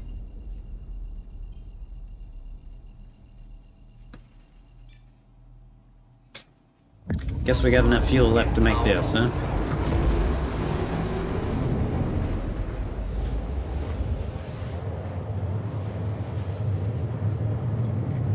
wonder if there's an outpost on Lyria. I think there is, isn't there?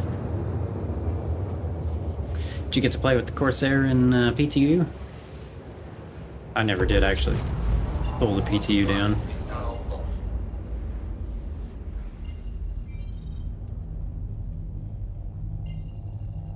Shubin processing.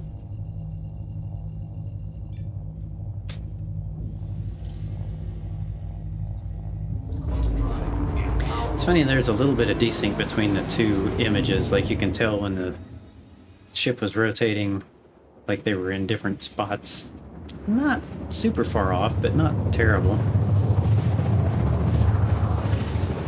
Ooh. On the stream, it actually looks like I'm looking up at the planet. Oh, actually, I'm looking the wrong way. I'll have to flip that axis.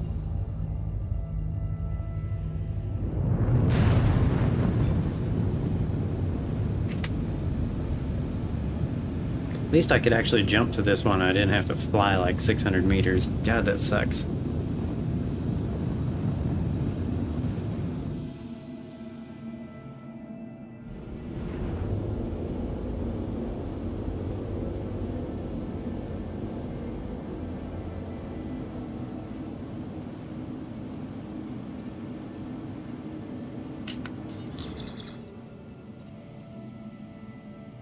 Now admit it, you like how that second computer just automatically targeted.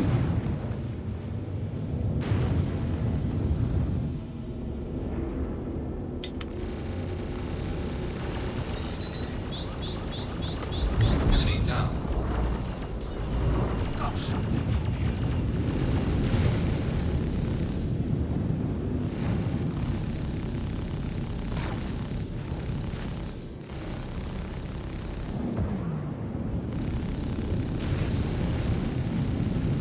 Enemy down.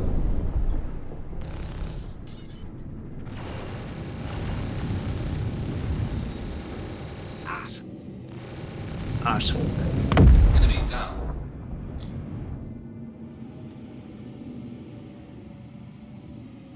Yeah, this ship does pretty good with a turreter, even though he doesn't actually do anything. Well, I mean, he does. He doesn't actually move around, he just shoots straight ahead. Okay, now I need to find a place to gas up.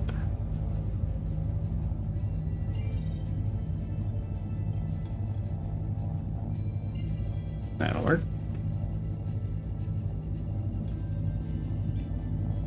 When does it say obstructed?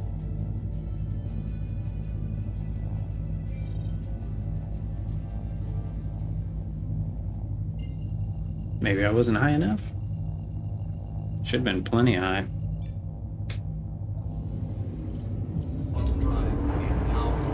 Ah.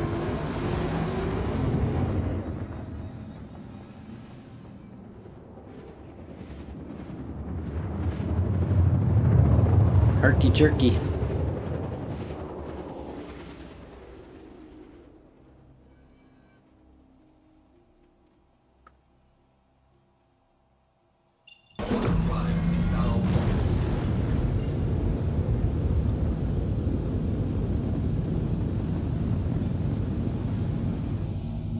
Yeah, I heard you say that, talking about the Linux distribution.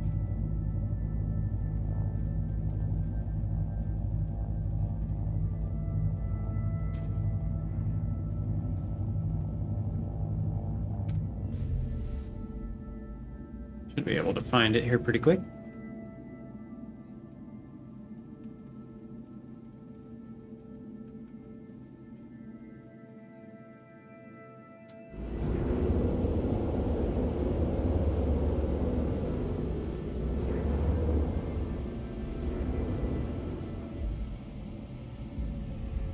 Landing gear deployed.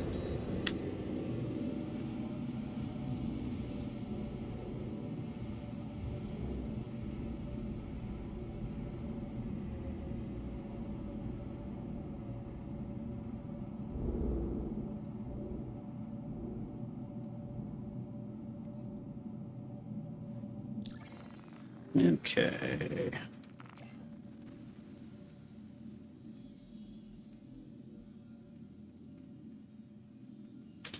At least it lets you repair.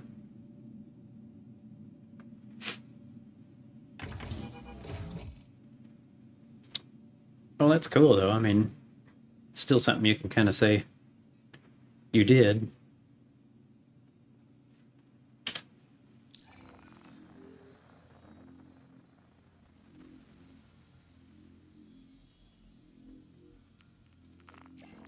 Okay.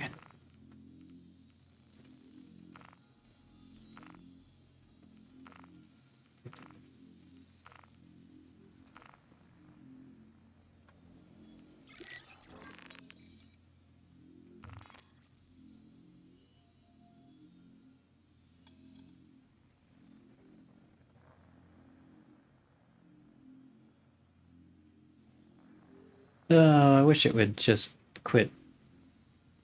About 90% of that stuff you really don't care about.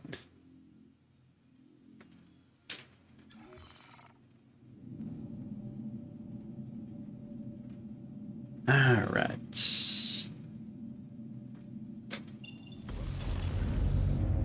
one looks like it's on Hurston now, or pretty close to it.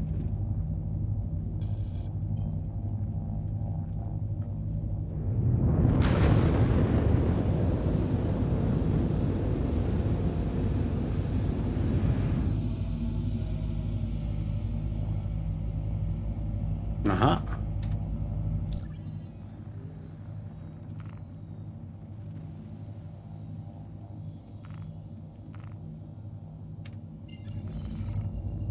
I don't know why it doesn't give you the marker for Hurston. Like, that's a planet. It should always be able to give you that one. Auto drive is now on. Landing gear raised.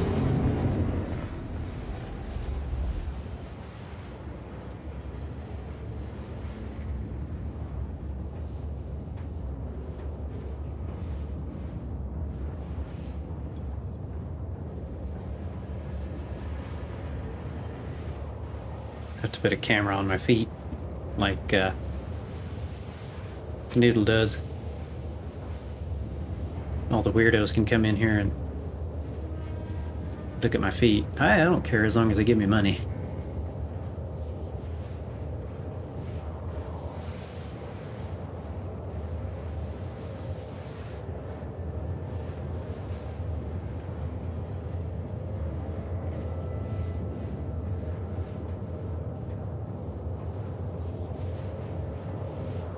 So is that a completely new Linux distribution, or is it's an offset of Kali or something, if I remember right, isn't it?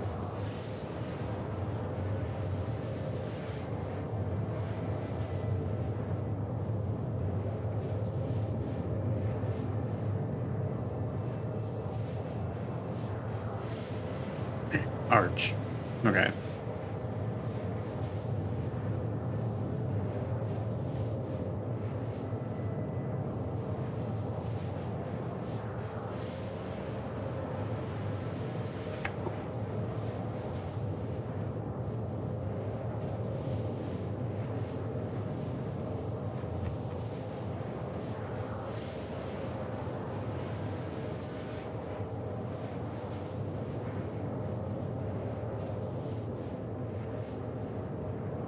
Go over to my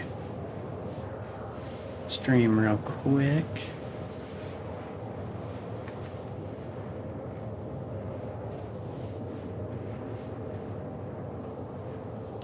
So this is my first time using Restream.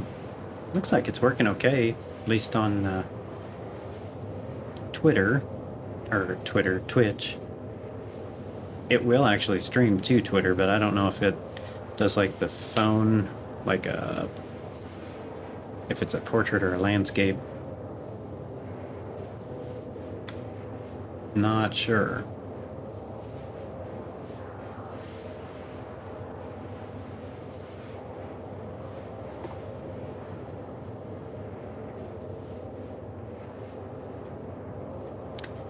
And I'm also streaming to Facebook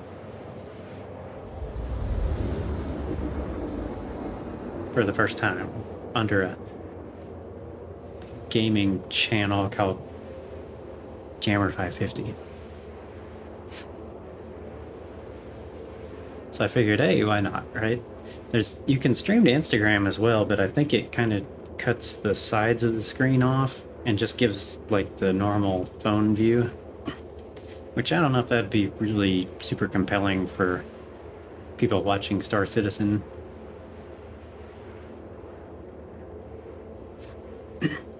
Yeah, he's a freaking dickwad. But, yeah. It's his platform now. He can drive it into the ground. Which is kind of what he's doing. Like, he paid twice as much for it. Now he's trying to, like, make his value back out of it all overnight, which is stupid. But, you know what? He's probably got it all figured out. But, I mean, like, Zuckerberg and Google and all them, they're probably no better, are they? I don't know, maybe Google is. They used to seem pretty cool. Like, they had the little pods that you could lay down and they would like cover the top part of your body so you could take a nap. It's just a little strange, the rest of you sticking out, but you know. Quantum drive is now off.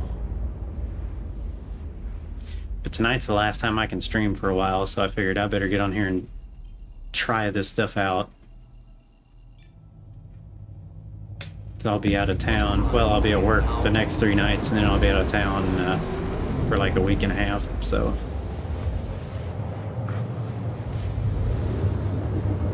Yeah, I mean, he had a lot of cred with people, you know, going on, what was it, Howard Stern or Joe Rogan and smoking dope and doing all that crap.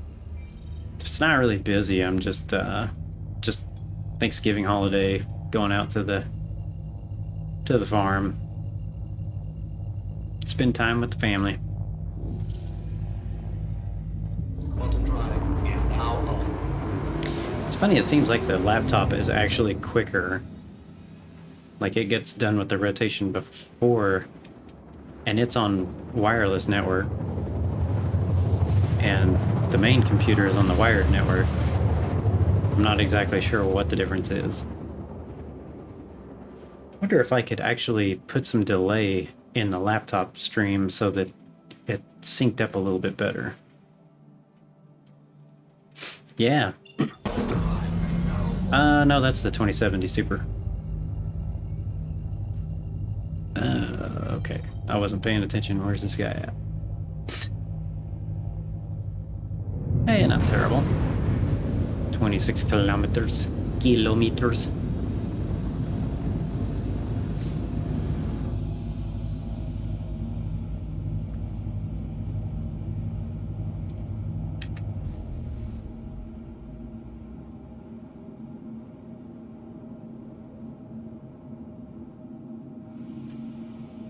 I probably won't get another laptop this year.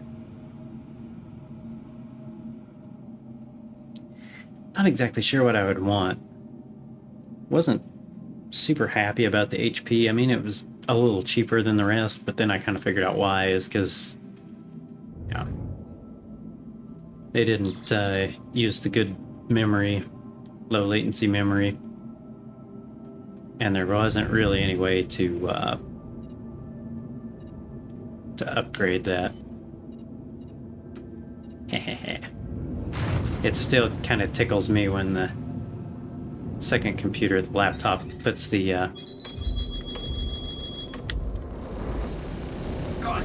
when it actually works.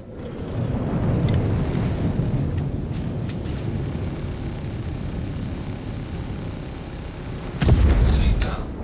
Shields damaged.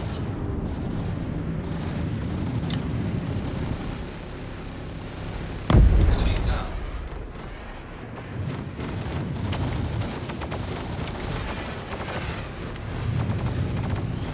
Enemy down. Hello.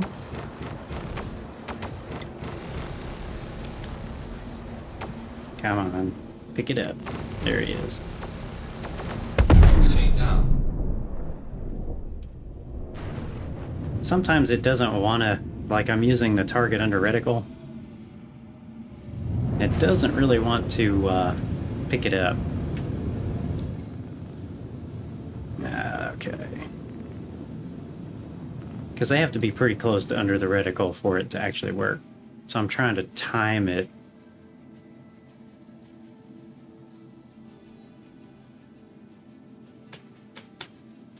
$4090's 2K? I guess it depends. If it's like the Founders Edition.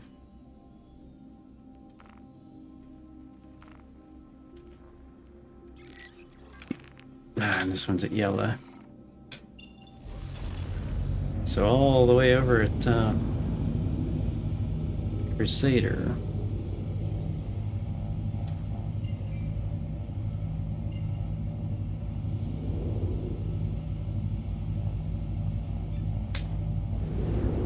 Auto drive is now on. Auto drive is now off.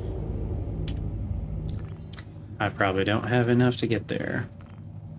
Oh, barely. Nice.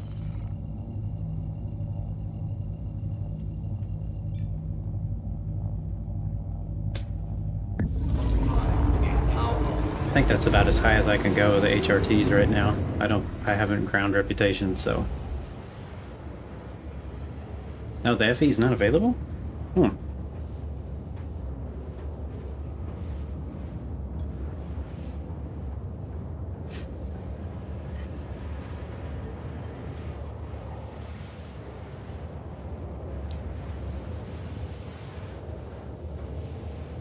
Yeah.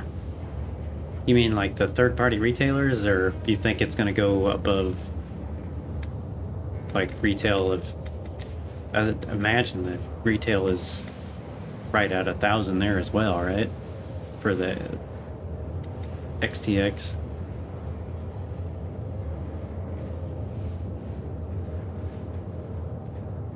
I really don't think I need to build that other computer unless I want like a third computer to, you know, play at the same time as the other two. Then I could do like 3-box mole or whatever. What I really want to do is put voice attack on the laptop so I can handle targeting through my voice instead of through my toes, because it's a little awkward. Like I'm using the 0 key on the numpad for the right big toe. And this keyboard, at least, it's really flat, so the edges of the keyboard and the keys, there's not much difference between them. Like, I've got an old Cytec Eclipse keyboard, and the keys are like a ½ inch, maybe 1.5 centimeters above the rest of the keyboard, so they're easy to find. But this other one they're just barely, like maybe 3 millimeters or something higher than the base of the keyboard. Oh yeah, the VAT. Oh, okay. Yeah, I guess I would have to pay 10% sales tax as well. I wasn't really counting that, but yeah, you've got to pay it, so that's probably better. Yes, I'm wearing pink. Because I figured if I died and blew up, I wouldn't care if I missed, didn't have this flight suit anymore.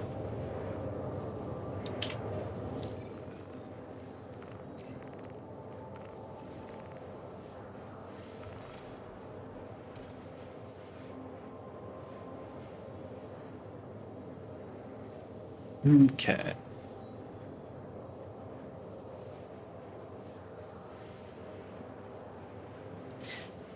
So I've got the decimal key as the get into the remote turret.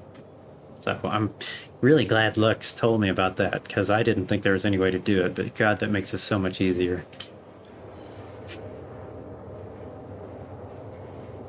Yeah, see, that's one thing they do here is they give you the price, and then you don't get the tax until it's in your cart and you're ready to check out. So it's something you do kind of forget about because it's not like there all the time. I kind of like the European way of doing that. Because it's like, no, this card really does cost, you know, $1,250, $1,300 instead of, oh no, it's $9.99, and then you get to checkout and it's like $1,100 and something. Like, oh yeah, crap. And since you're having it shipped to you, you can't use like a phony baloney address somewhere. Not that anybody would do something like that, right? Not here. Sir, we pay our taxes here. It's an honor and a privilege. Jammy with the cami. This is true. And we got a Yondo with no streamo? Is that fair? I still haven't seen you streaming lately.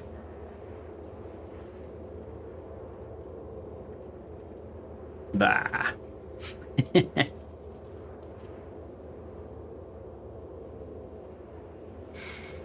You won't see me streaming for a while.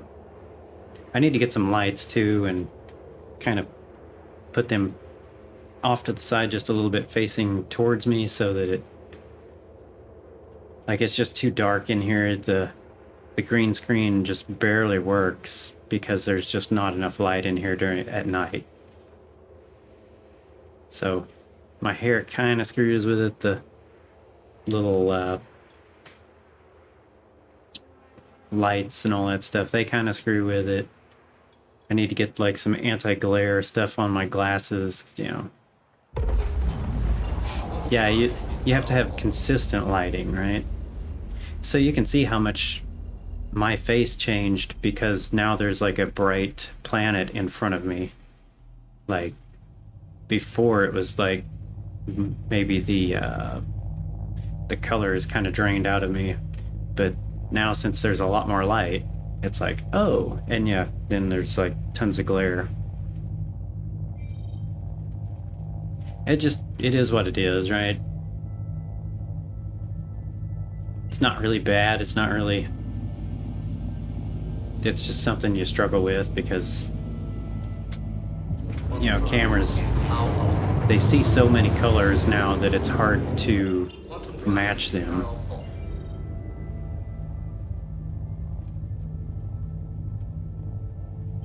So, but yeah, I found one of my old green screens, and I thought I had given away the little rack that they mount to. It's just like a photographer's background stand thing. I thought all that stuff I had given away, so I found it and I was like, holy crap, let's put it up. Why not?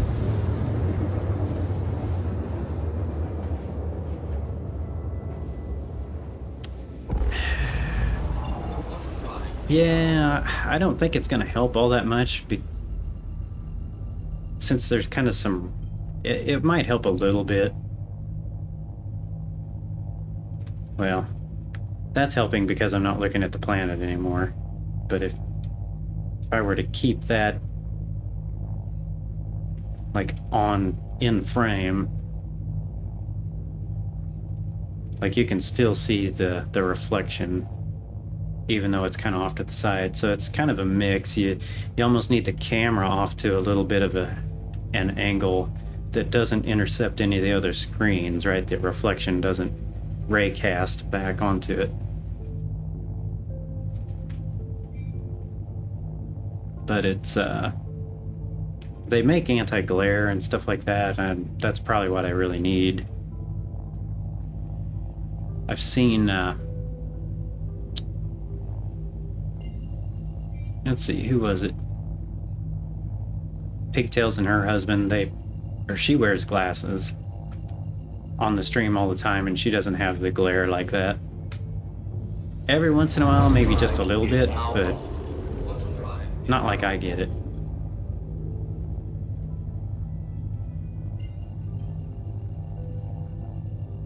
And I don't think these glasses had that on there.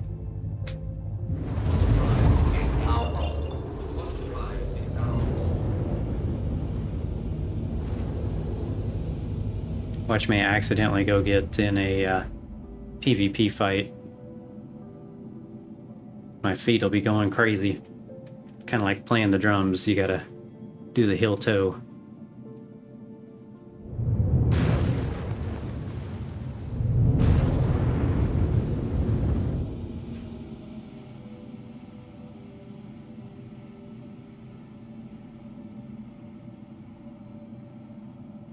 Oh hell yeah, Aondo's smart. He's one of those Linux guys, right?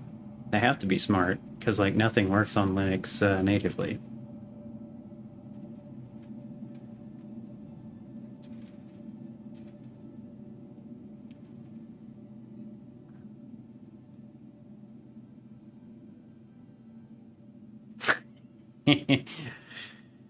Sorry, not sorry.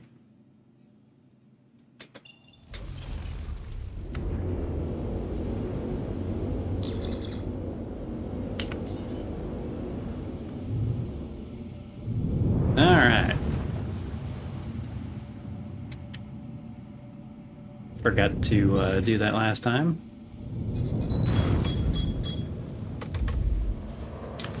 Try to dodge that! Enemy down.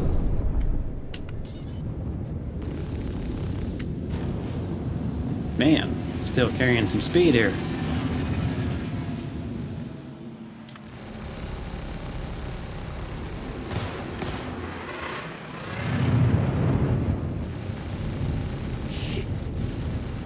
Enemy down. Enemy down. Yeah, this thing does pretty good. Alright. Head my happy ass back over to Microtech now that I'm done with all that.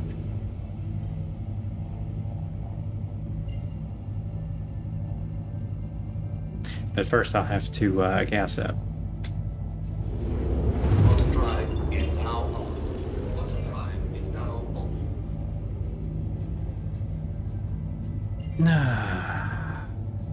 You can fill up deacons, right? At the research outposts. Auto drive is now on. Fairly certain, anyway.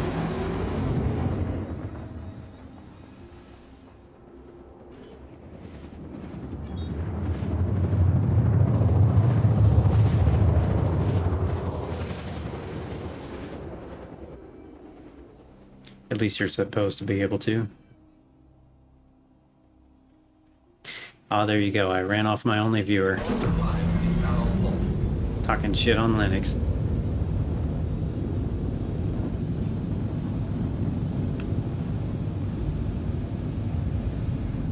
Landing gear deployed.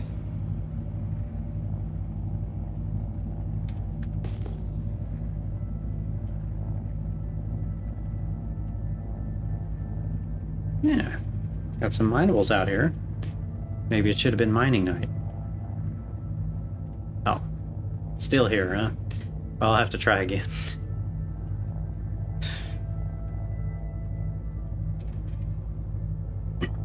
I think they are. There's just a lot of Twitch bots and things that watch chat.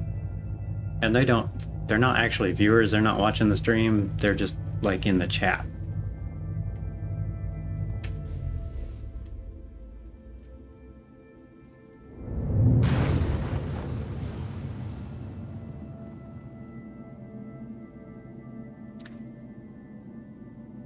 Yeah, I was telling DF how the laptop seems to be almost ahead on the stream. Yeah, it is. It's a good half second ahead.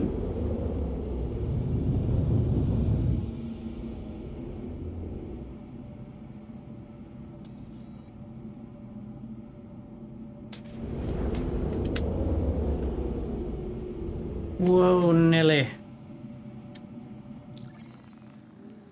I think I can adjust that.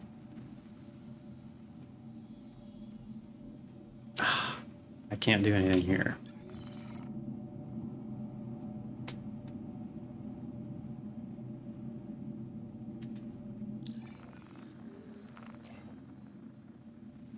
There we go. Pick off the pad a little bit. Oh hell. I think I'm drifting up quite a bit there. Is it still gonna fill me up?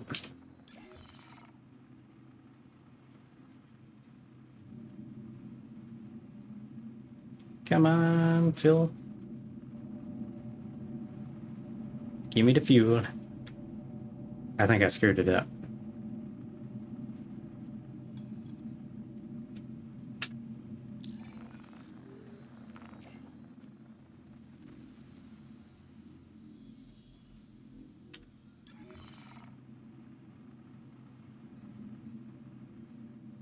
I did the repair. Quantum fuel is at 100%. Wow, it just went pow, 100%. Did it do that last time too? I was like, man, that was quick, but I didn't notice it just going completely full.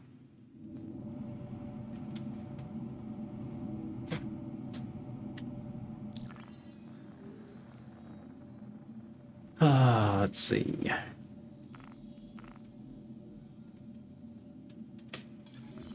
Almost every bit of the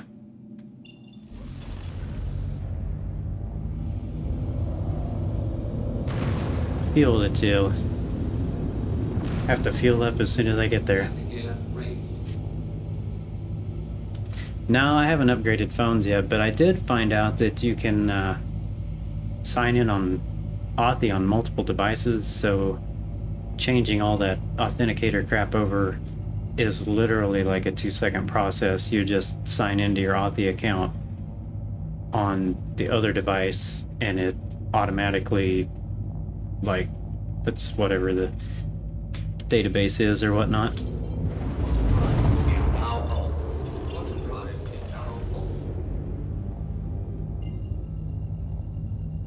Uh-oh.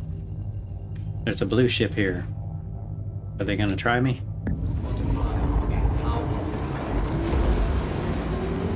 They're probably thinking the same thing. Oh, shit.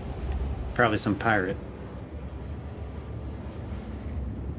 I don't know if I'm gonna get the fold. I just don't know if it's gonna last that long. You know, like, I tend to wear the hell out of my phones. Like, the Note 8 is what?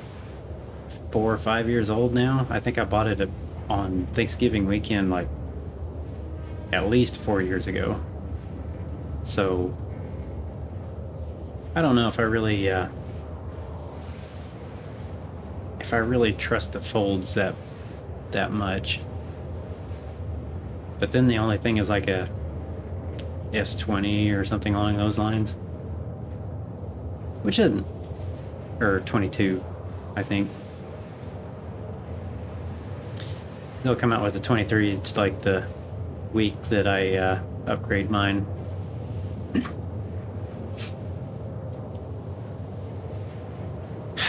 Yeah, I don't know if there's...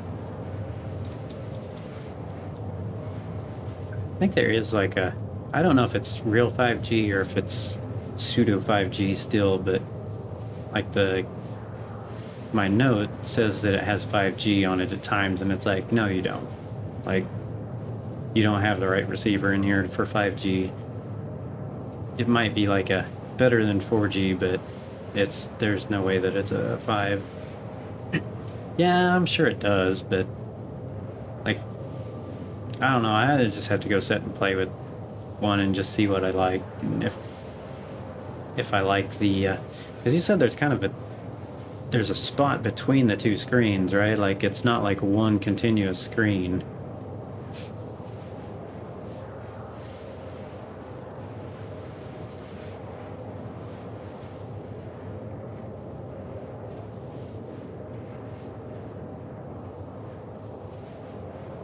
It'll tell you about the 5G. Like, I've got a 5G wireless router, but it's not really needed, so I don't keep the cell phone plan on it up to speed. It's like 100 gigs is like $55 or something like that a month. And it's like, yeah, but I don't really use it. Like, I've got fiber at the house here, so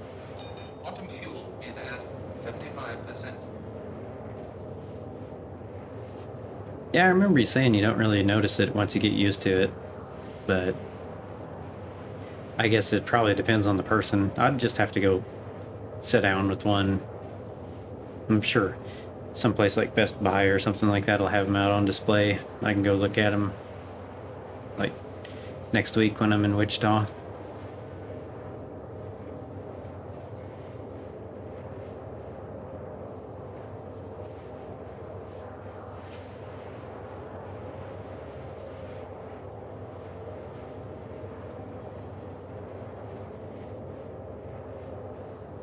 With the screen folded? So like on the exterior, or does it fold all the way around?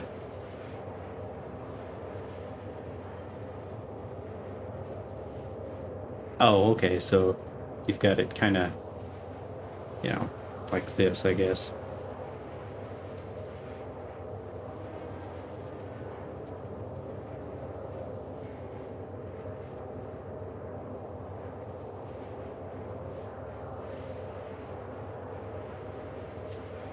Yeah, like half open. There might be a slight delay in the text because I'm... So Restream is in all of the streaming places supposed to be, and it's supposed to be taking all of that text and pulling it in.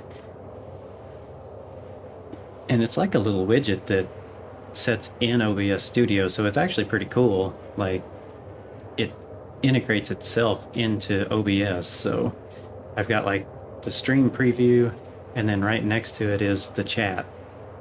Quantum fuel is at 50%. Well, there's definitely one from when you send it to when it goes up on the screen, because that's going to be just your standard Twitch delay. But then like there's about a 1 second delay from when I like do something with my hands and it actually goes onto the streaming computer to be encoded and then sent out. Oh, and then I got Streamlabs set up with some automated messages for hitting the follow button, joining the Discord, which I forgot to join myself, like the voice chat.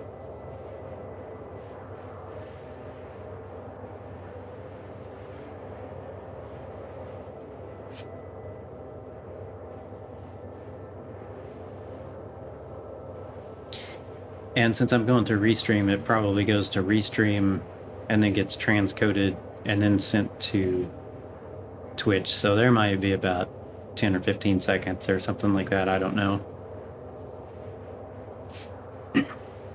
That'd be interesting to see. And then, of course, it's got to get sent all the way to the other side of the world for you guys. So I've got... Oops. Got a stream open. So if I just put my hand up, see how long it takes for it to... Oh, yeah, it's already up. So if you go like 1, 1,000, 2, 1,000, 3, 1,000, 4, 1,000. Yeah, it's only about 4 seconds on my end. To Twitch. Now, to the other streaming services, it might not be.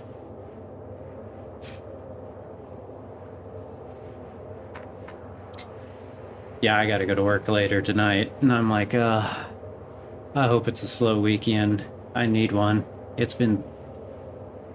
Like, I'm thinking about not even taking my laptop to work because I really haven't had time to play with it while I'm at work. But if I don't take it, then there won't...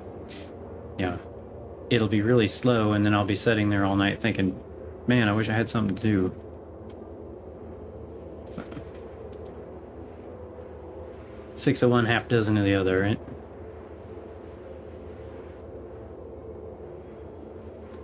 Oh, what do you guys think of the shotgun mic? It's like almost completely arm's length away from me, and it's actually kind of pointed over here, not really at me.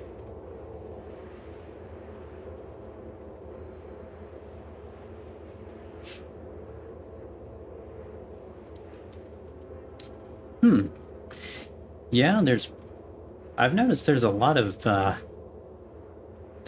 stuff you can do with OBS Studio. Like, I could actually set up multiple FFmpeg outputs from OBS and push them all out of my network. Since I've got gigabit fiber, I probably don't really need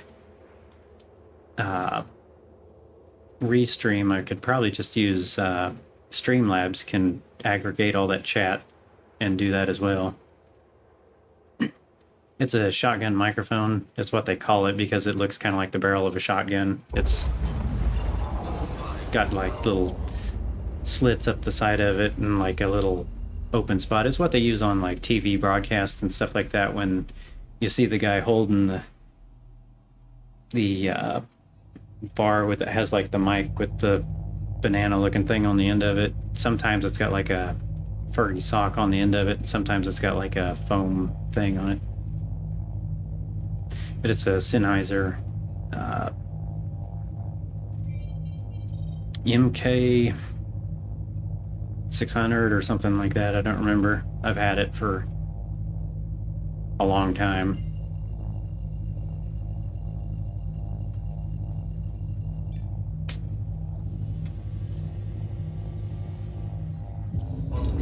I was gonna say, there's Microtech Protection Services. He's gonna call me just as I'm jumping to Quantum and give me a fucking crime stat.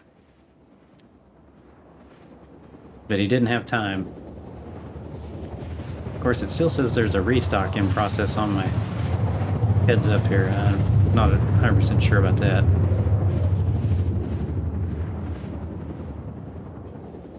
Oh, did you guys watch Inside Star Citizen? I watched that at the beginning of the stream. I know Aondo did because he posted the Randy Marsh JPEG in the Discord.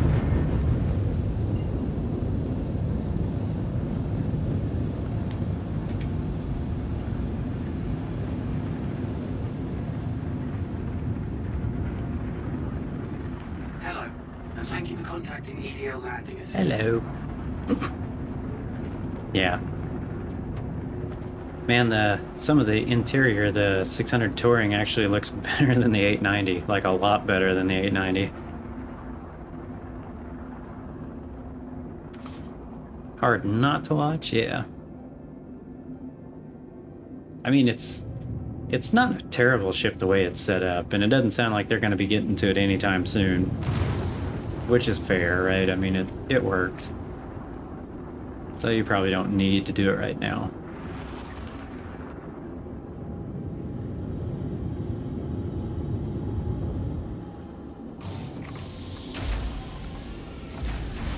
Landing gear deployed.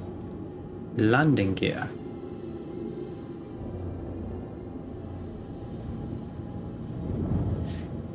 Yeah, the tonk fitting in the bottom of the 600i, that's pretty interesting.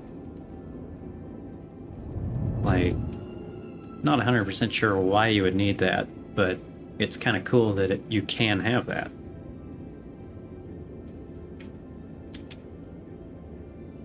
And it looks like the back end with the pool table and the TV and the chairs and all that stuff is gone. To assigned landing bay.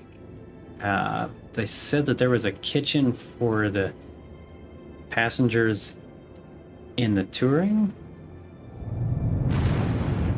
but it doesn't look like there's a big kitchen in the Explorer. Everybody's so nice. They don't even target you much anymore.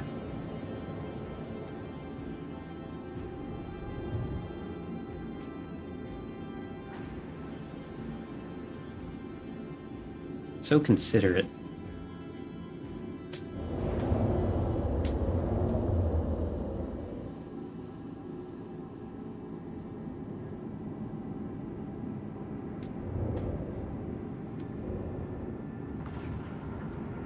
Okay, how was that landing?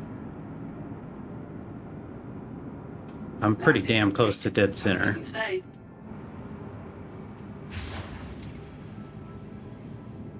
Man. Just a pinch off, really. But you can't get much closer than that. Come on.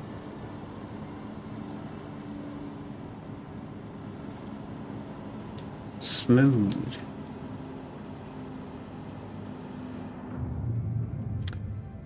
Alright, get number 2 out here. I mean number 2, the account number 2, not number 2, the poop.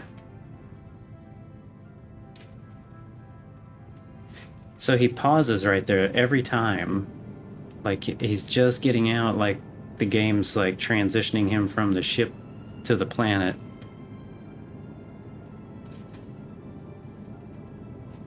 Let's see.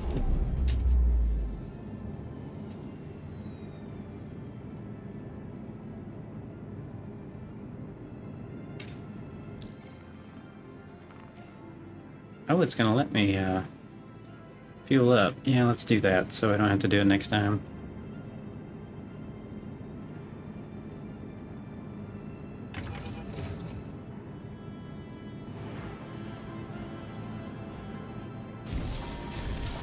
Takes a while to get 2 tunes in and out of here.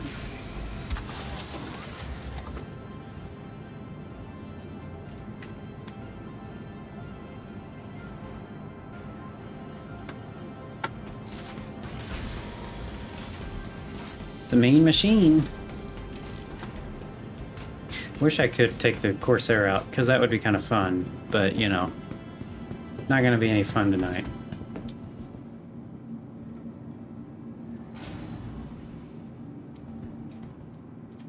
Alright.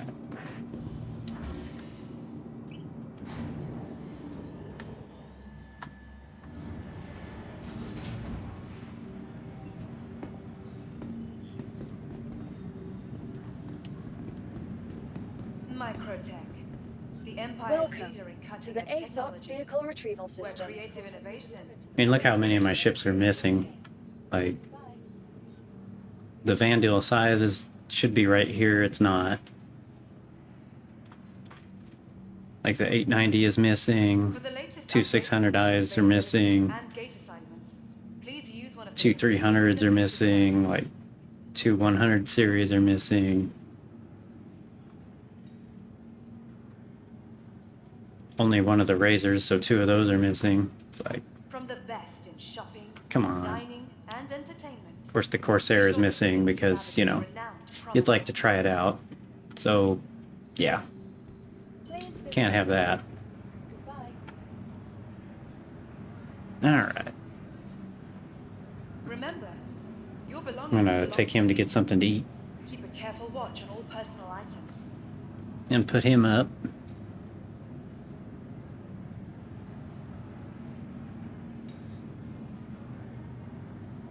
Actually, since he's not Why not rest at the nest? not complaining yet, that should cap him back off.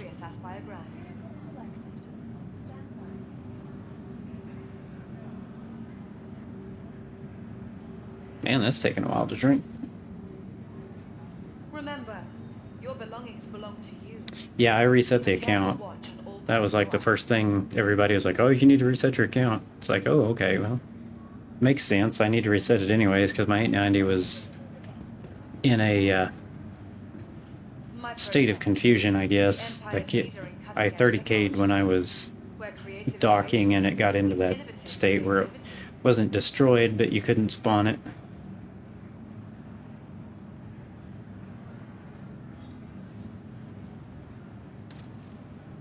And it's actually getting kind of warm in here. Like 2 computers playing Star Citizen. Apparently that takes some wattage. And I'm wearing a sweatshirt and sweatpants, so yeah. That's on me, but Be sure to explore all New Babbage has to offer. Whether it's the latest in cutting-edge nom nom nom nom. or the beauty of our award-winning gardens, this city of tomorrow has a lot going on today.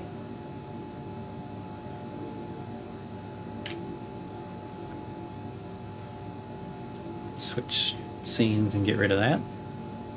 Ready to upgrade? Located in the plant. Yeah, inspect it. That's what I want you to do. All of Microtech's latest offerings. I want you to throw it on the ground.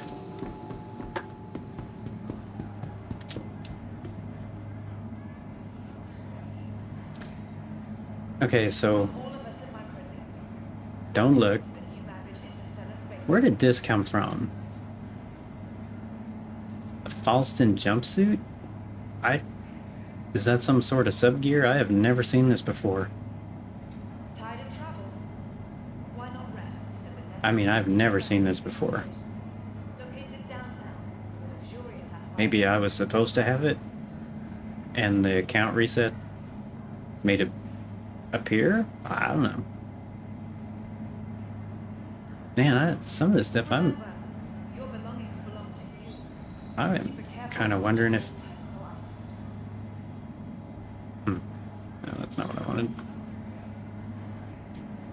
Alright, give me something to wear to IE. Yeah, let's go with the bling bling hat. I could go with the top hat. I mean, it looks like you're almost getting ready to do Staying Alive, you know?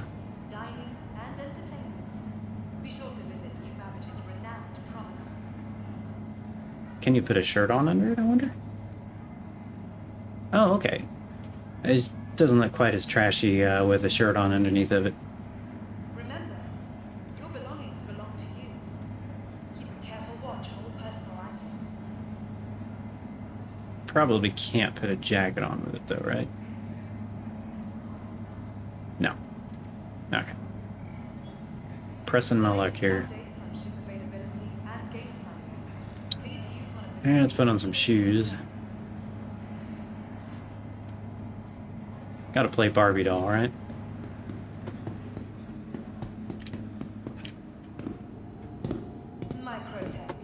Yeah, it's called like Folsom something, wasn't it?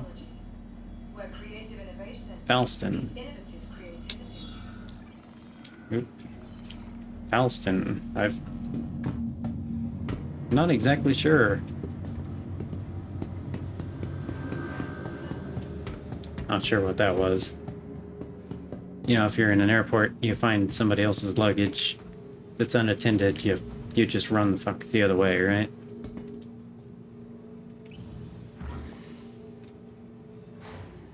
It is kind of gangsta. I mean, you got your collar popped up. Huge collar too, like. Alright, I haven't I haven't been to the IE floor yet.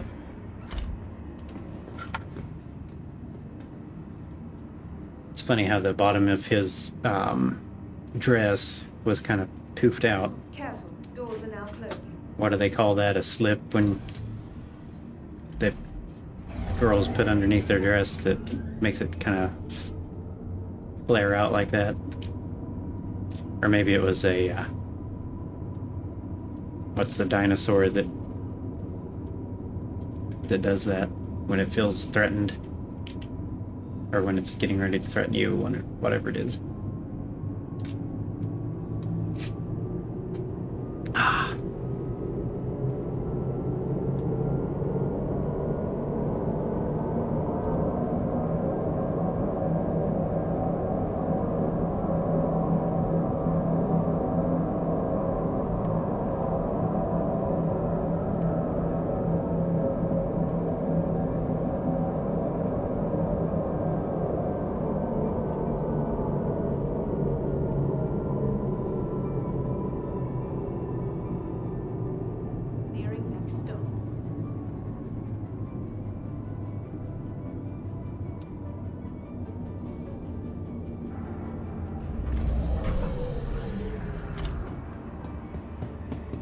Oops. So you're used to just doing the one-stop thing here. Doors are now closing. At least I realized it, like, usually when the hangar does that, it's, Nearing next stop. I get out at the wrong hangar because I hit the wrong button first, so then I hit the right button, and I think, okay, don't get out at the first stop, and then I always get out at the first stop.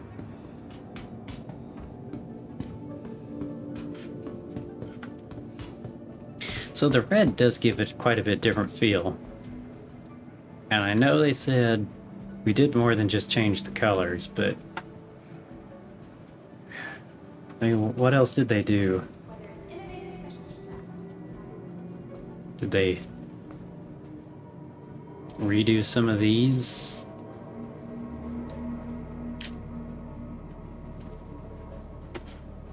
It's kind of cool though, on the 100 people servers, you do actually see people. You know, like it's not just like 1 or 2 people in here. There's more than several, which is kind of cool. And just think, as they get more and more people in a server and they start splitting the areas up in the static server meshing, like there's just going to be more and more and more people everywhere. Rolling out the red carpet? Yeah.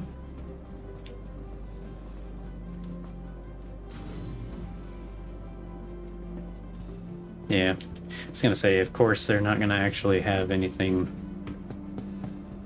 yeah, here.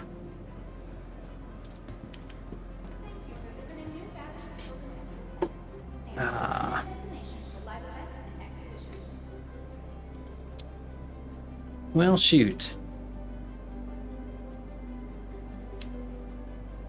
Oh, do they have a skin that's coming out for it? I mean, I guess they almost always do, don't they? I saw they had a 600i. Oh, thanks for the follow. Elizabeth, the princess, huh? Very nice. Thank you. I saw they had a paint for the 600i that was like a what do they call it? Metal something, metal knuckle or something like that. It was like a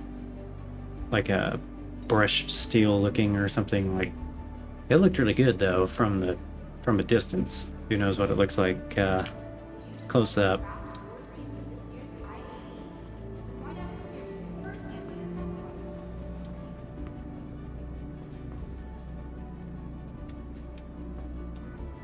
There it is, the ship that I can't seem to spawn.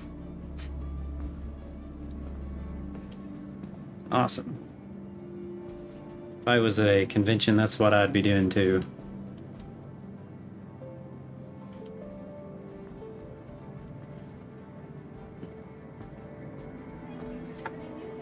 And you know that that's something stupidly easy, like when they place the chair, like it should be just facing the other way. That somebody put the front there, so that, yeah, of course the NPC is going to do something stupid like that.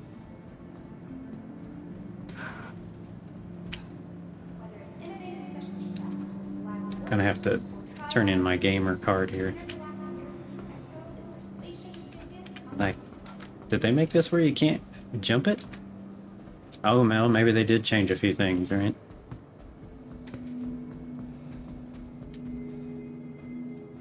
Gets a little pixelated there.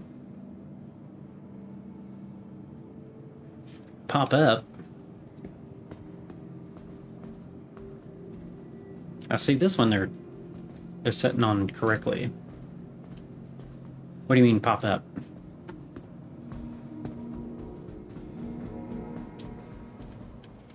I'm about 10 minutes from getting ready for bed, so what time is it? It is 4:30 now.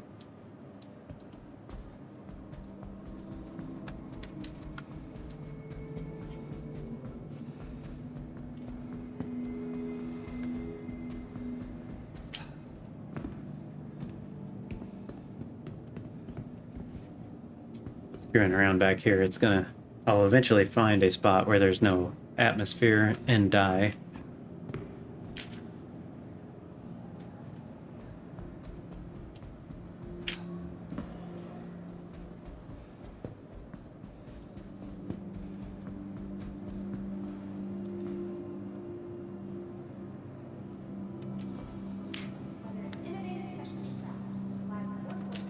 Yeah, you're gonna have to buy the Braking tomorrow, that's what it is. You know, that's why the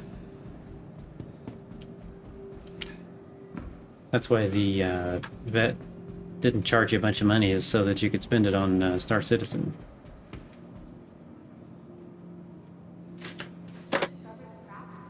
One bad thing about the shotgun mic is it's pretty sensitive to vibrating phones and all this shit that I've got set in here still.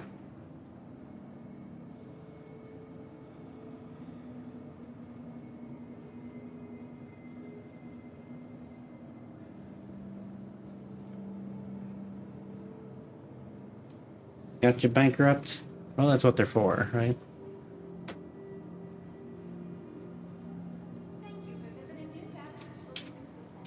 Yeah, I don't know if my server's even close to full. Well, it's got 100 people on it, so it's not, shouldn't be full. Oh, there's a pizza PhD on here. Maybe we could learn something. Does pineapple actually go on pizza? That would be, I'm sure that's a PhD thesis.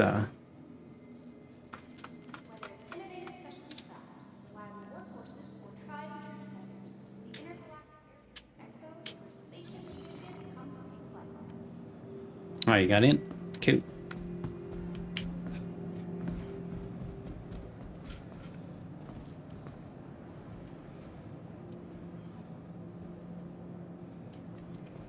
Port Alizar. That's actually a pretty cool shirt.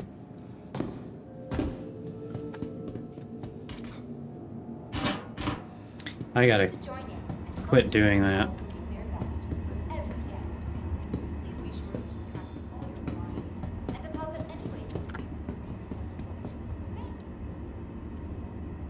Since your legs take, oh, you're an hardcore? So it's gonna take you a minute to get over here. But not that bad. I mean, that's got like a size 2 drive in it, doesn't it? I was trying to think if any of my other accounts had a Corsair, but I'm pretty sure that they don't.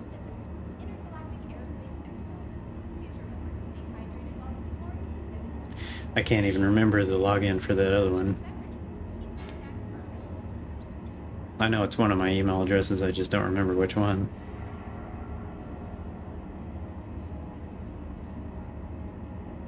Capsule now approaching station. Stand clear of disembarking passengers.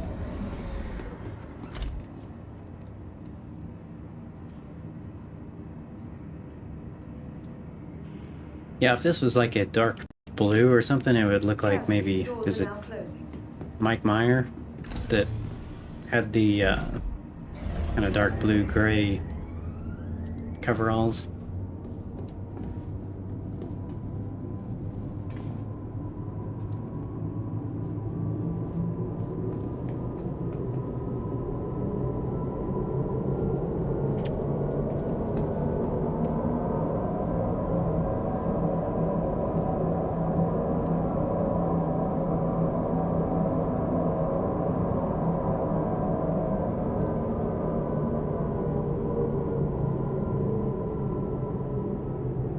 Alright, where's the, Nearing next stop.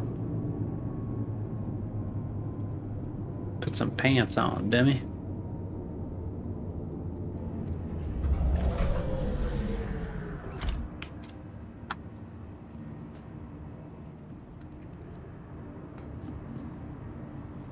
That's the Spire. Not the one I want. Careful, doors are now closing. Yeah, I'd be interested to see it.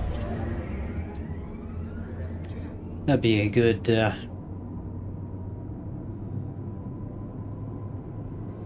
close out to the stream, I suppose. Or it starts getting light here.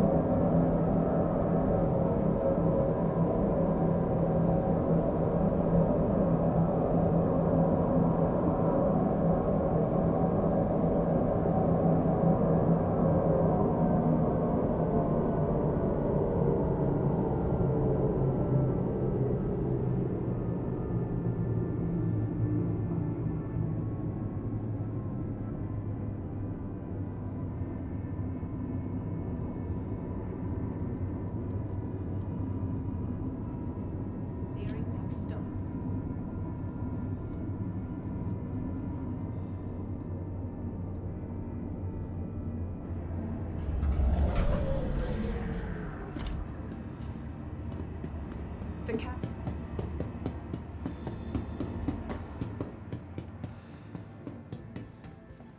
You want to just meet me up at Port Tresler?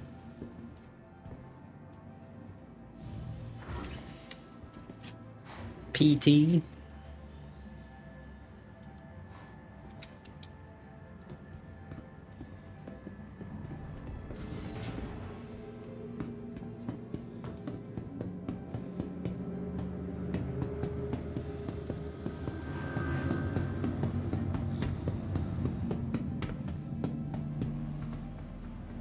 For the latest updates on ship availability and gate assignments, please use one of the conveniently located terminals.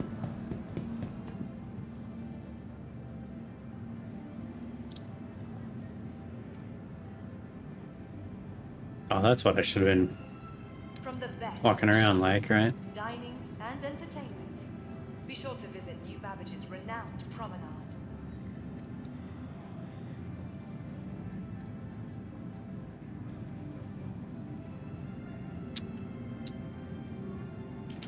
Microtech, the empire So one of the, cutting-edge technology, where creative innovation what did we, 30K or something?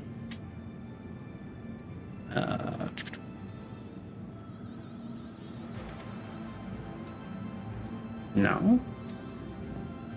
ready Look to like it. upgrade? Located in the plaza, the factory line has all of Microtech's latest offerings. Oh, maybe it's the shoes.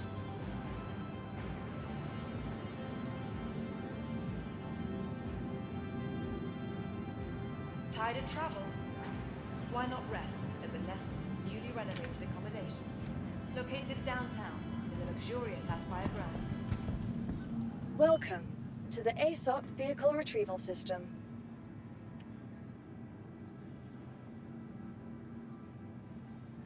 From all of us at Microtech, welcome to the New Babbage Interstellar Spaceport.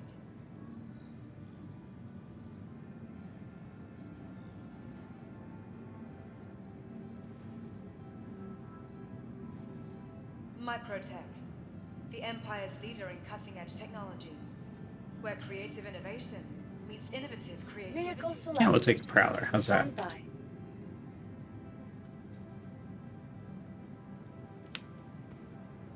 Your vehicle has been delivered to the following location. Looking for a good time?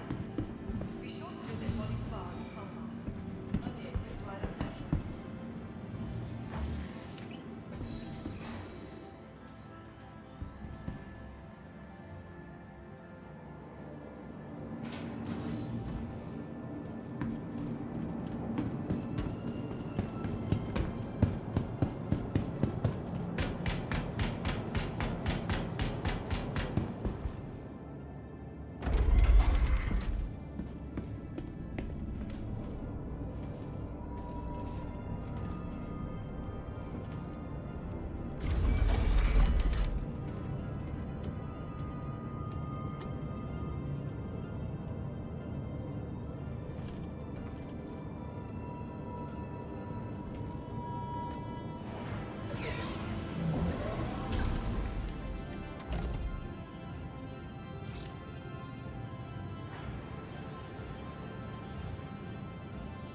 Hello, computer.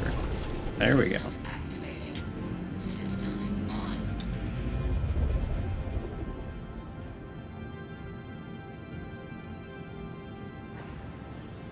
Come on, give me the go.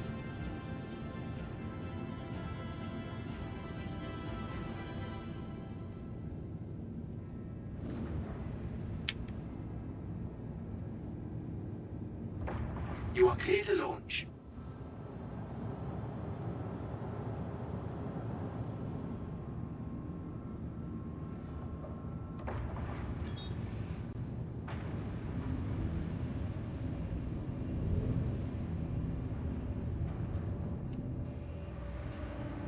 Ooh, wind, whoa.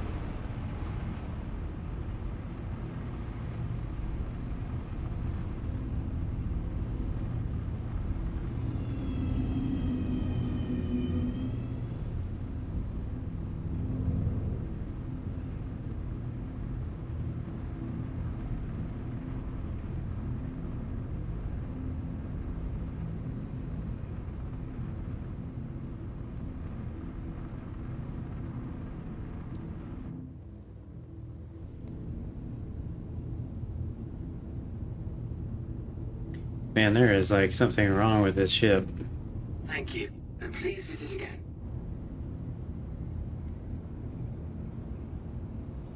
Is that as fast as it'll go? Like, I'm full forward on the stick and we're barely doing 80.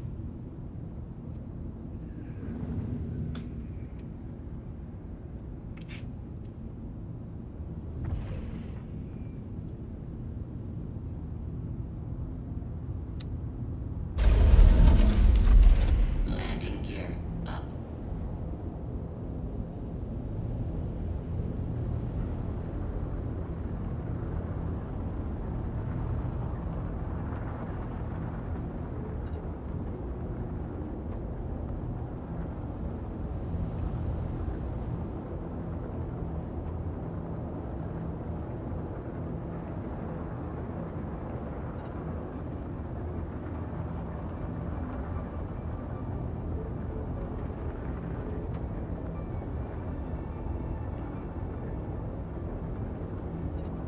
Cool.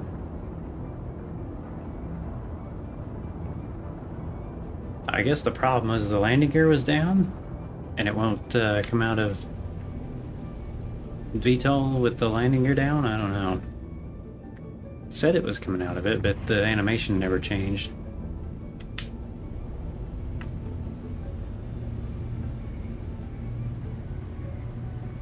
Oh, there's a couple here.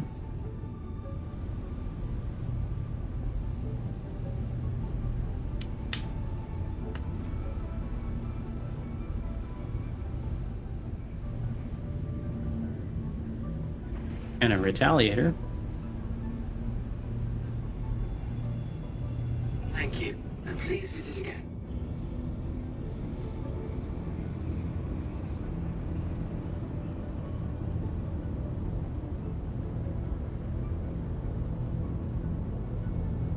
Did you have to reset your account to get the Corsair, or did it just show up?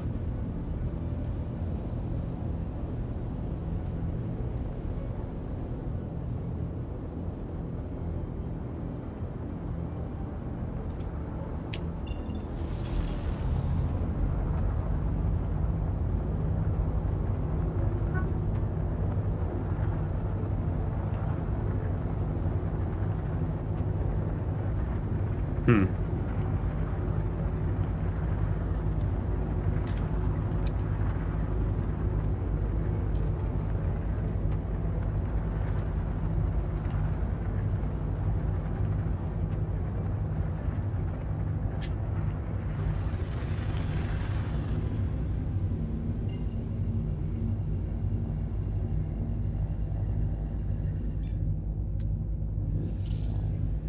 Quantum travel engaged. Quantum travel complete.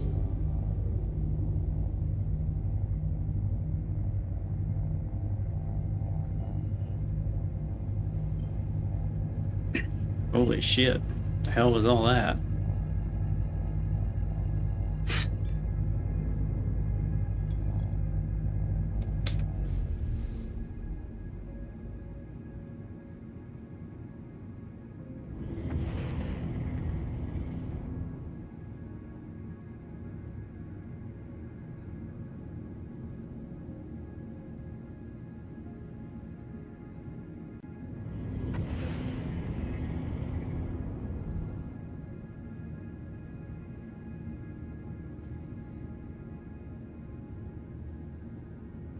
Good, at least they're molesting him and not me, yeah?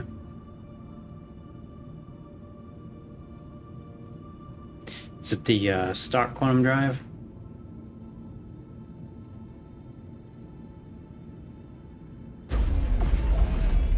Landing gear down.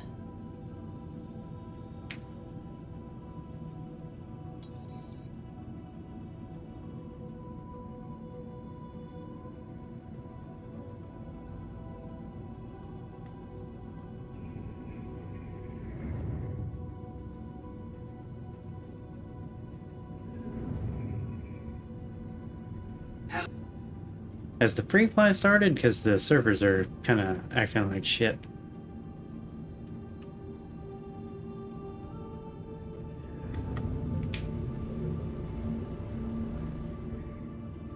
Please Please proceed to assigned landing bay.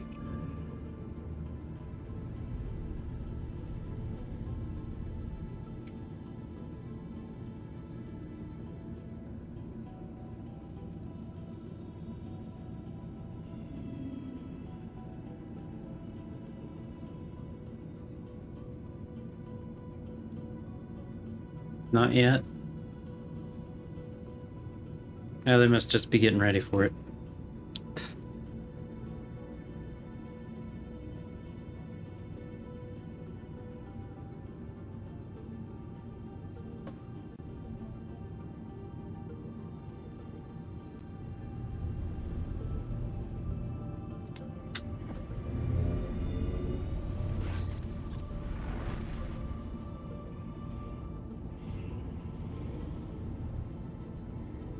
Where are my thrusters at? Holy crap, this thing handles like shit.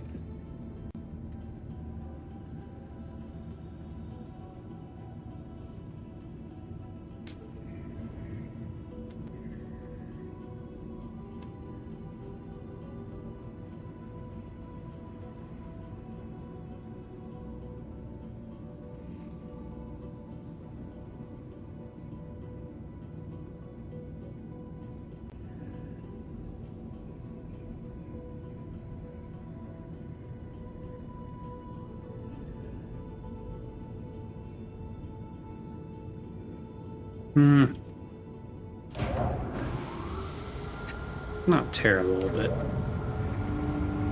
setting up a lot higher than I normally do.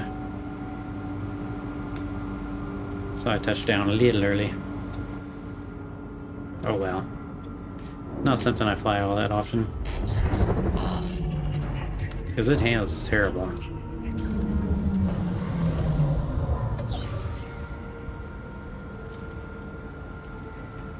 Nasty.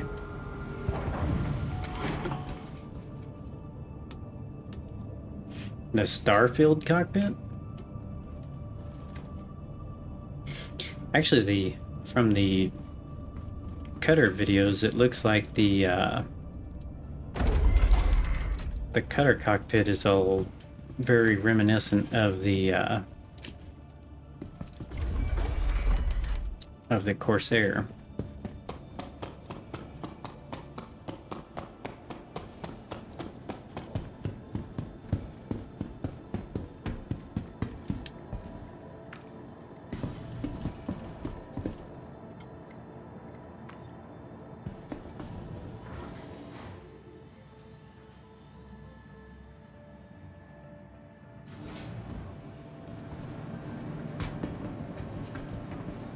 Welcome to the ASOP Vehicle Retrieval System.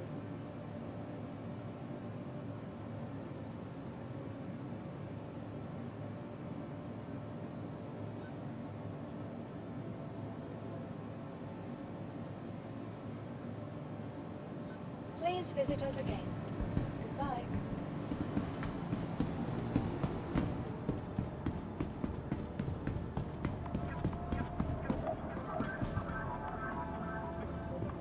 Nice. Perfect timing.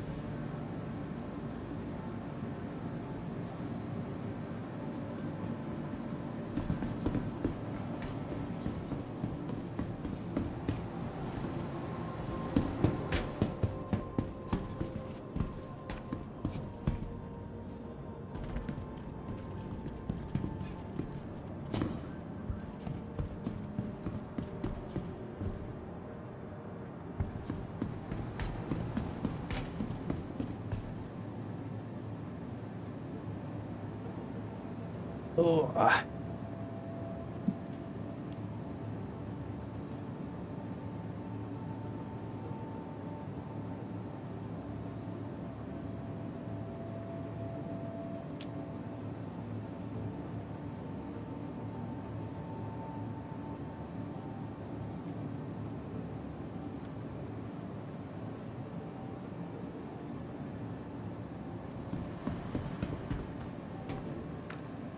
You know what hangar you're in?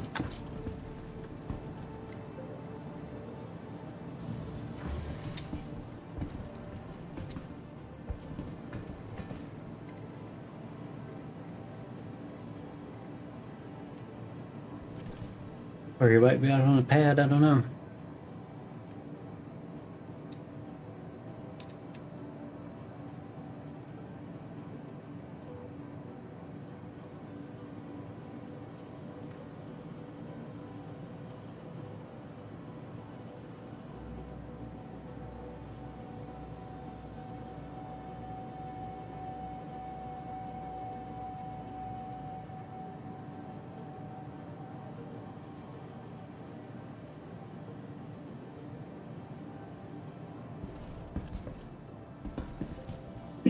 Should say over the door, shouldn't it?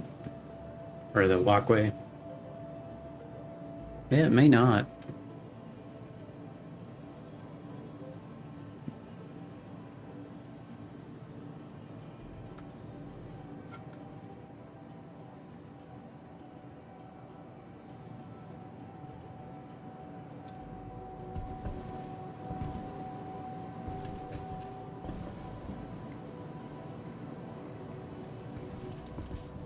I mean, that probably takes a slightly larger hangar, doesn't it?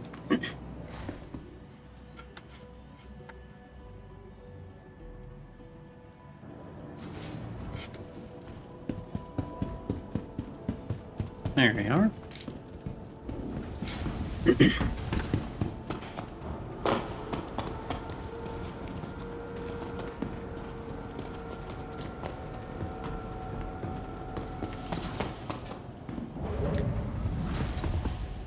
Got a lot of firepower on the front end of it.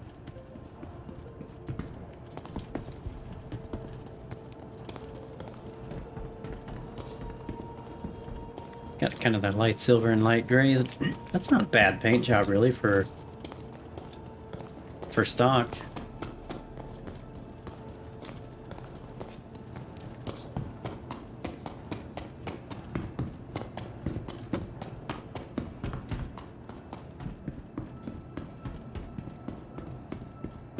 It's got a lot of room in it, doesn't it? Which wing? The single or the double?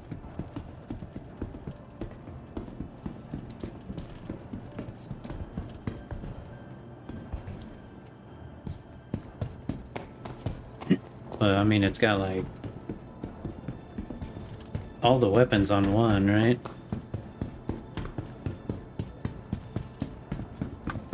And all the missiles over here.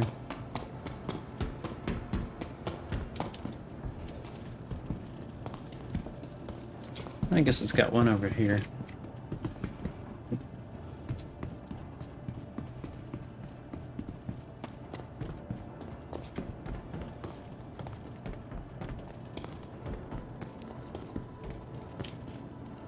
Then those two.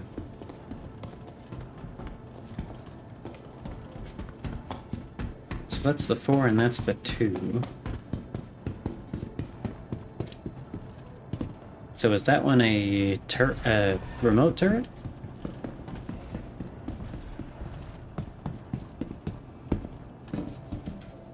Some weird graphical bugs there. Wonder if that's just normal. Yeah, must be. Like every time you come through here, it has like a weird draw error.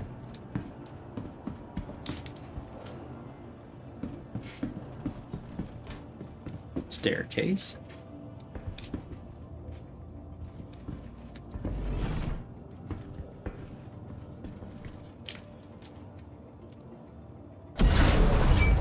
Cool.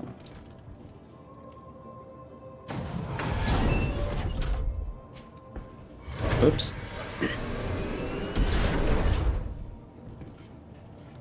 Wasn't the one I thought it was gonna be.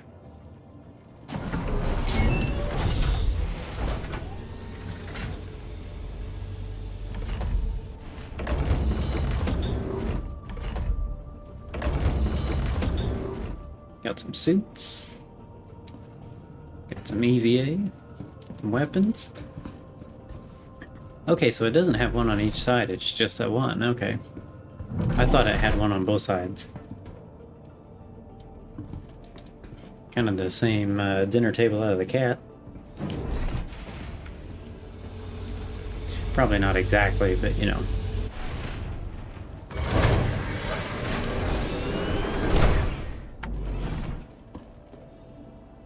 What is this? Like a hand sanitizer station?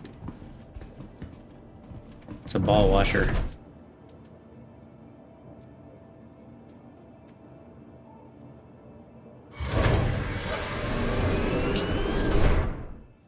Oop.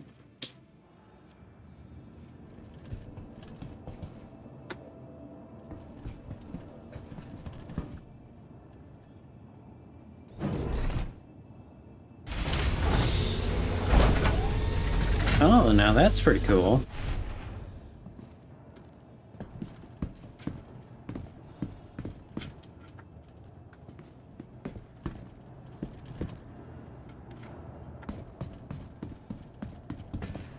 So that's a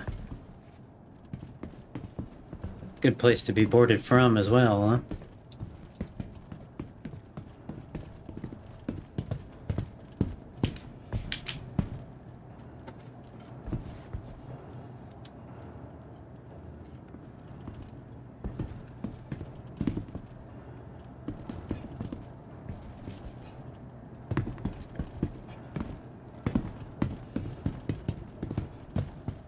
That's kind of cool, though. I don't remember another ship that you can quite do that with. I guess sort of the Carrack.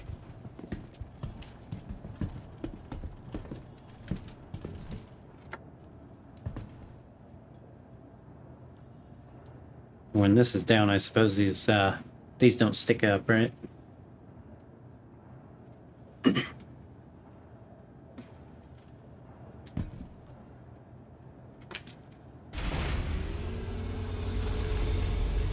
Yeah, they go back in.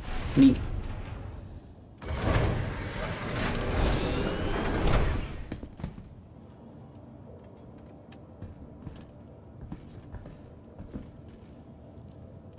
Okay, so we have to figure out where all these turrets are.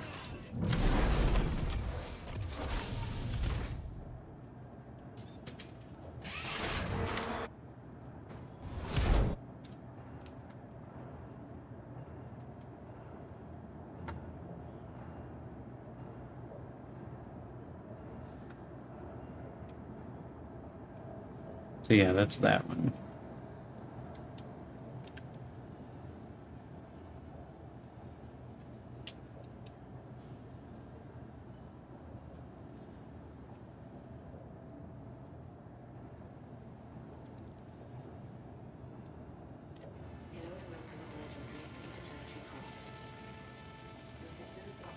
So it just won't quite go forward.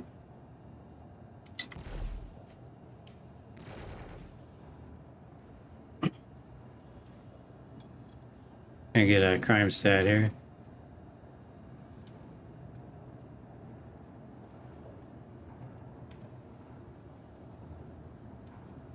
Let's see.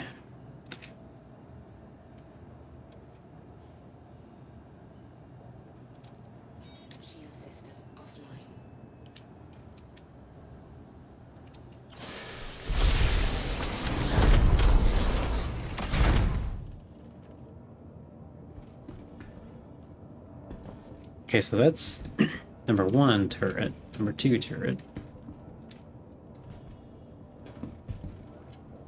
I'm going the wrong way. Very bizarre.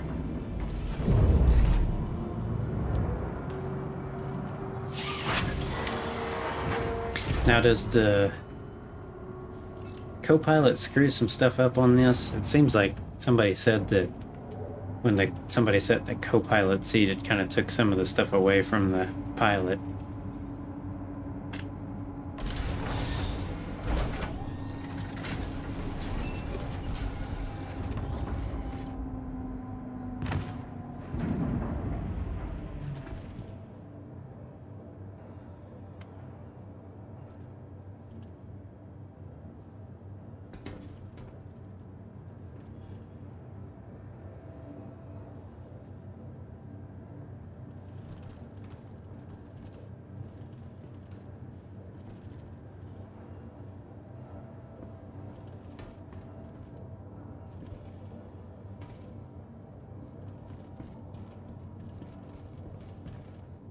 And Montoya was showing this thing off last night, or a couple nights ago, maybe now.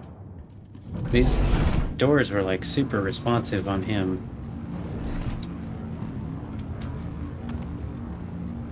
Yes, of course.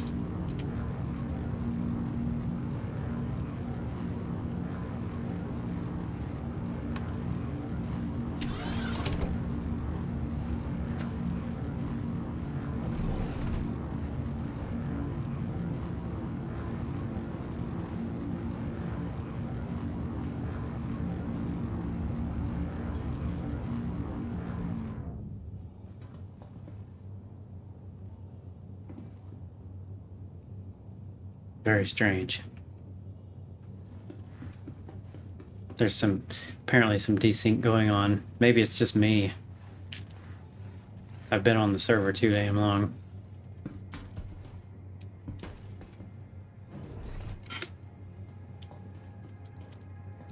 DF trusts me with his new toy.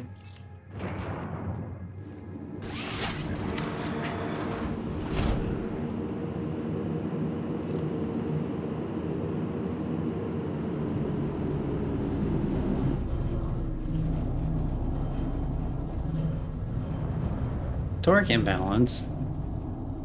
What'd you do to this thing? I like the little fan over here spinning around.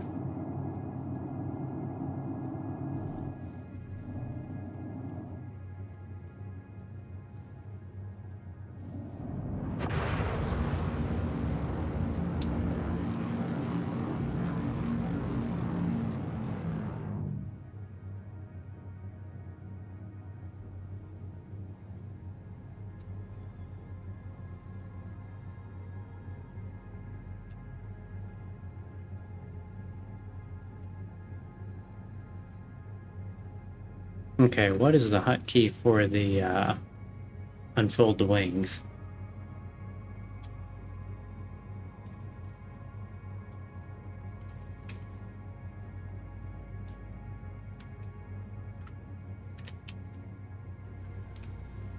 Thought it was K.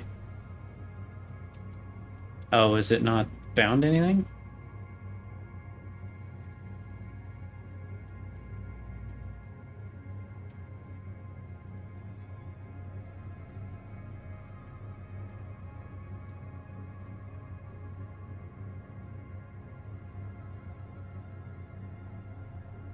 Oh, well, it looks like they're unfolded now.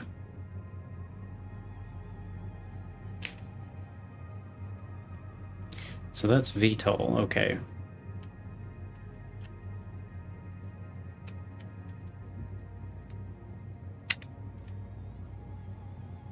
Oh, it is the right alt K, I think.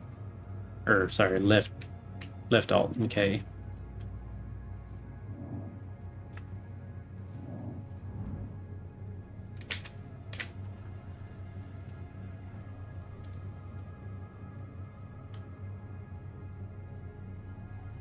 So you got scan mode and power and the engine on and on and a keyboard and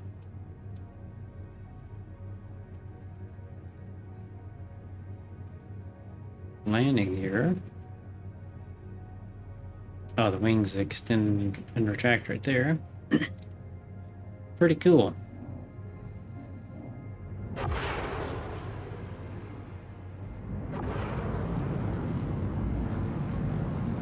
Oh, forward thrust it does pretty good, huh?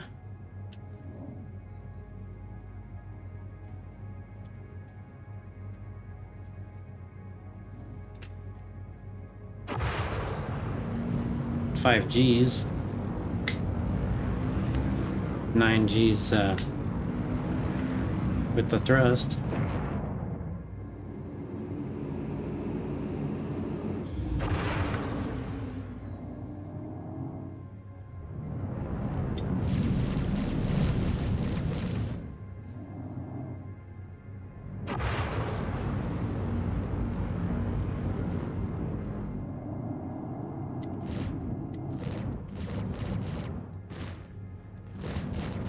Huh.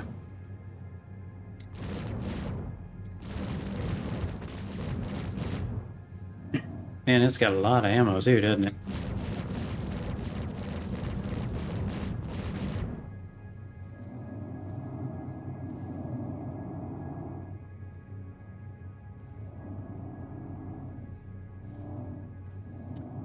Doesn't handle bad. I thought people were saying it was pretty sluggish. I mean, it's not an arrow, but it's not terrible either.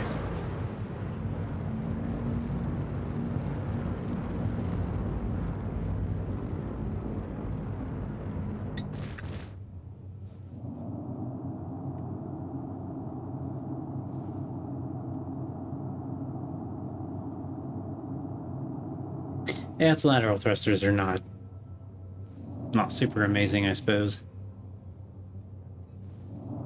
2.2 Gs up and down. 1.7 Gs left and right.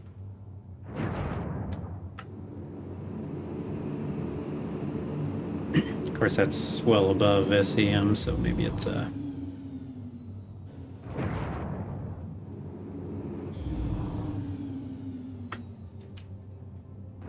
2.5 backwards. Yeah, still 2.2, 1.7 left and right.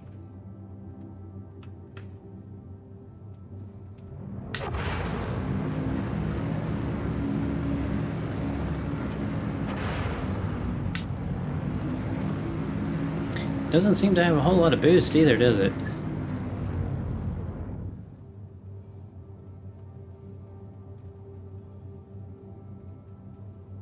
Takes a long time to recharge.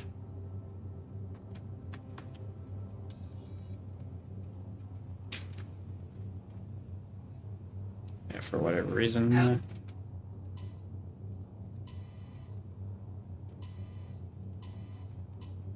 Power triangle doesn't seem to work.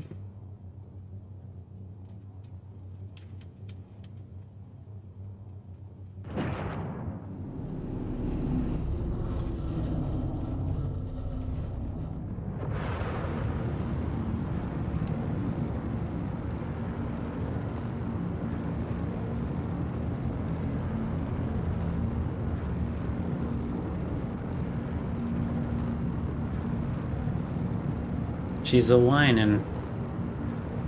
She's slowly changing direction. Yeah, okay, so it's not the best handling thing.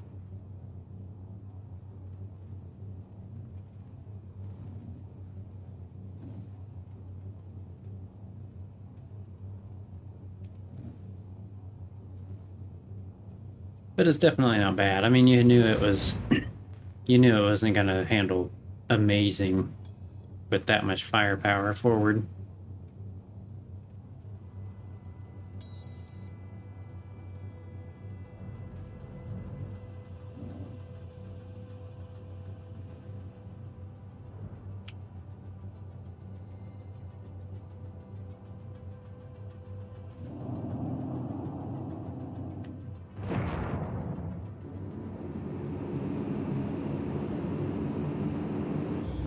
Please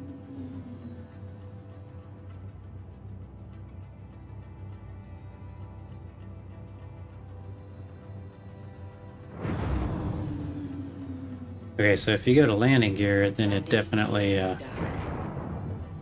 folds the wings up. That's kind of cool.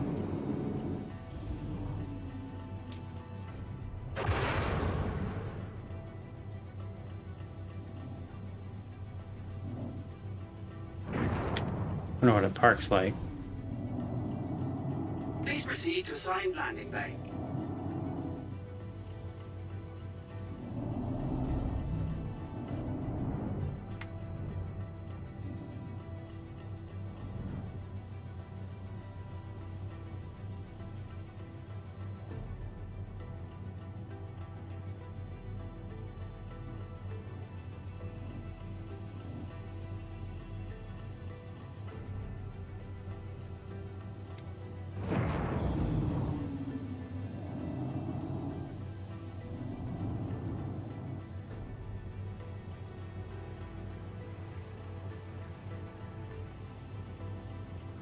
Landing gear down, so that's always nice.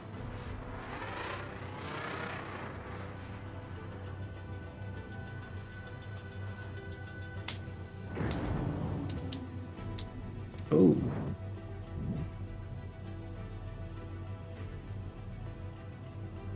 Well, that wing sticks up a long ways, doesn't it?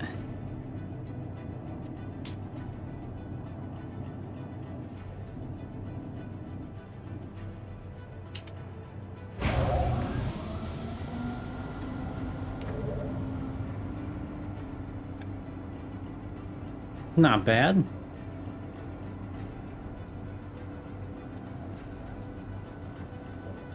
Not exactly straight, but yeah, whatever. Engines offline. Yeah, you gotta be, no, it's not mine, it's DF's. He brought it over to let me check it out.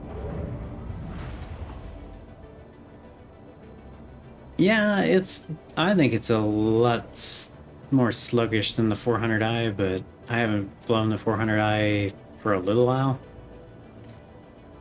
Maybe feels a little bit more like a, I don't know, maybe like a Connie, maybe even a little bit more sluggish than a Connie. It's got really good forward acceleration. It just tops out about 950.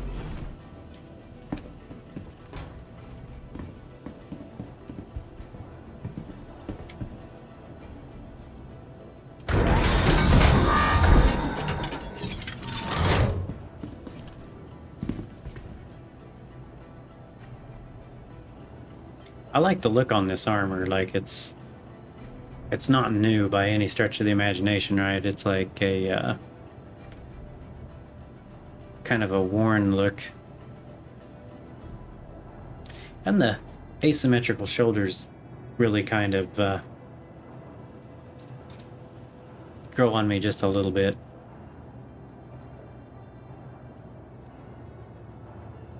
Yes, I agree.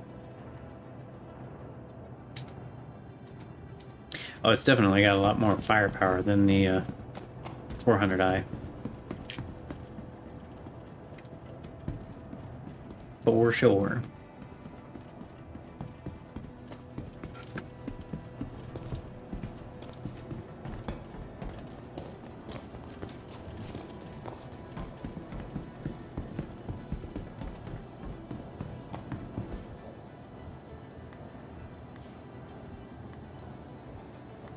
Is that annoying?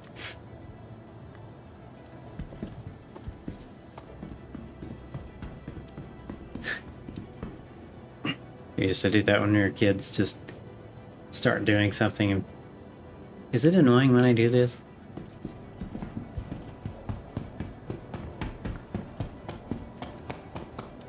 Yeah, it's a cool ship. It'll be,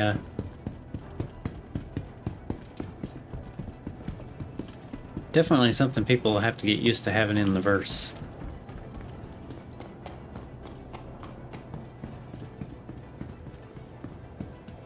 Oh, okay. So it's over here.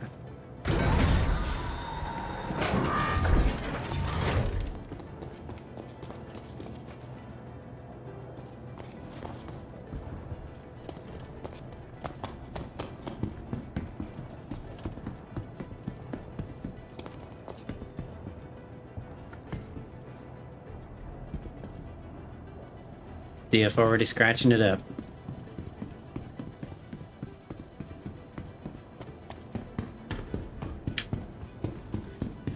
Alright, I gotta get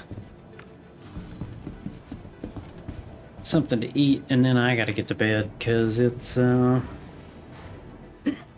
5:15. It's not killer late, but I need to eat, so... I think I had a sandwich earlier before I started streaming, and that's kind of wearing off. Guess I don't have to store the ship, do I? Derp-de-der.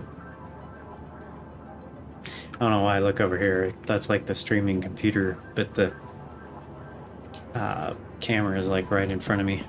I need to learn to look at that instead of over here looking at myself like an idiot.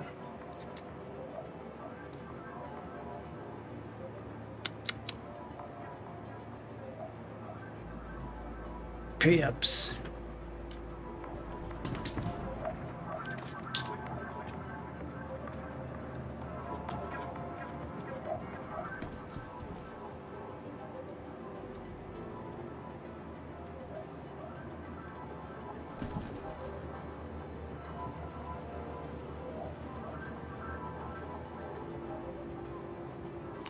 They put my wiener in the backpack.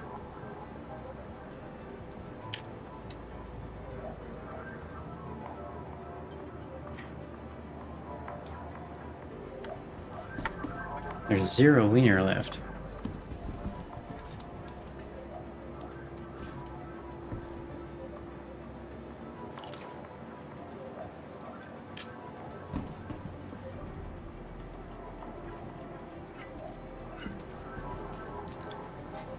The purple sodas, for whatever reason, just tend to work.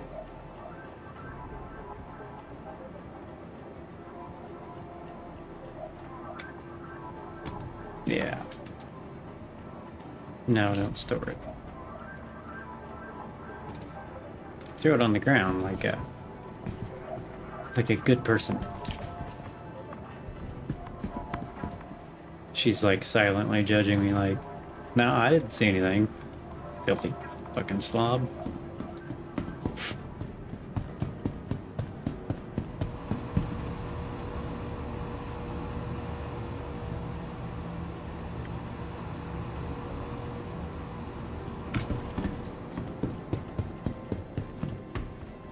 Alright, well, I think it's time for me to hit the hay.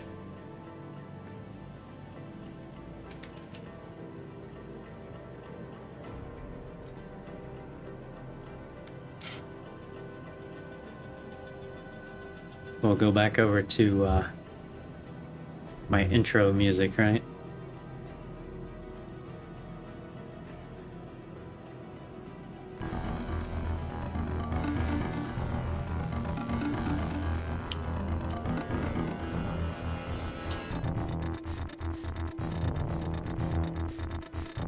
I'll bet Hondo recognizes this.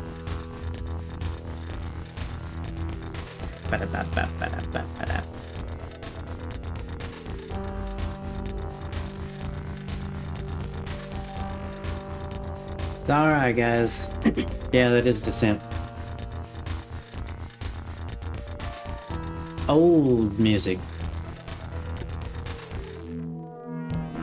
And some, for whatever reason, I put the Adult Swim, I think that was off the Bizarro episode of C-Lab 2021 where I think it's where they get hooked in a time loop where they just keep getting stupider and stupider every time they go through the loop. It's yeah, I mean it's stupid humor, but it is, I enjoy it. Alright, guys, I will see you in the verse. It's probably gonna, I don't know, I can probably play a little bit while I'm at the house, but I probably won't stream at all, so I'll catch you guys later. Have a good one.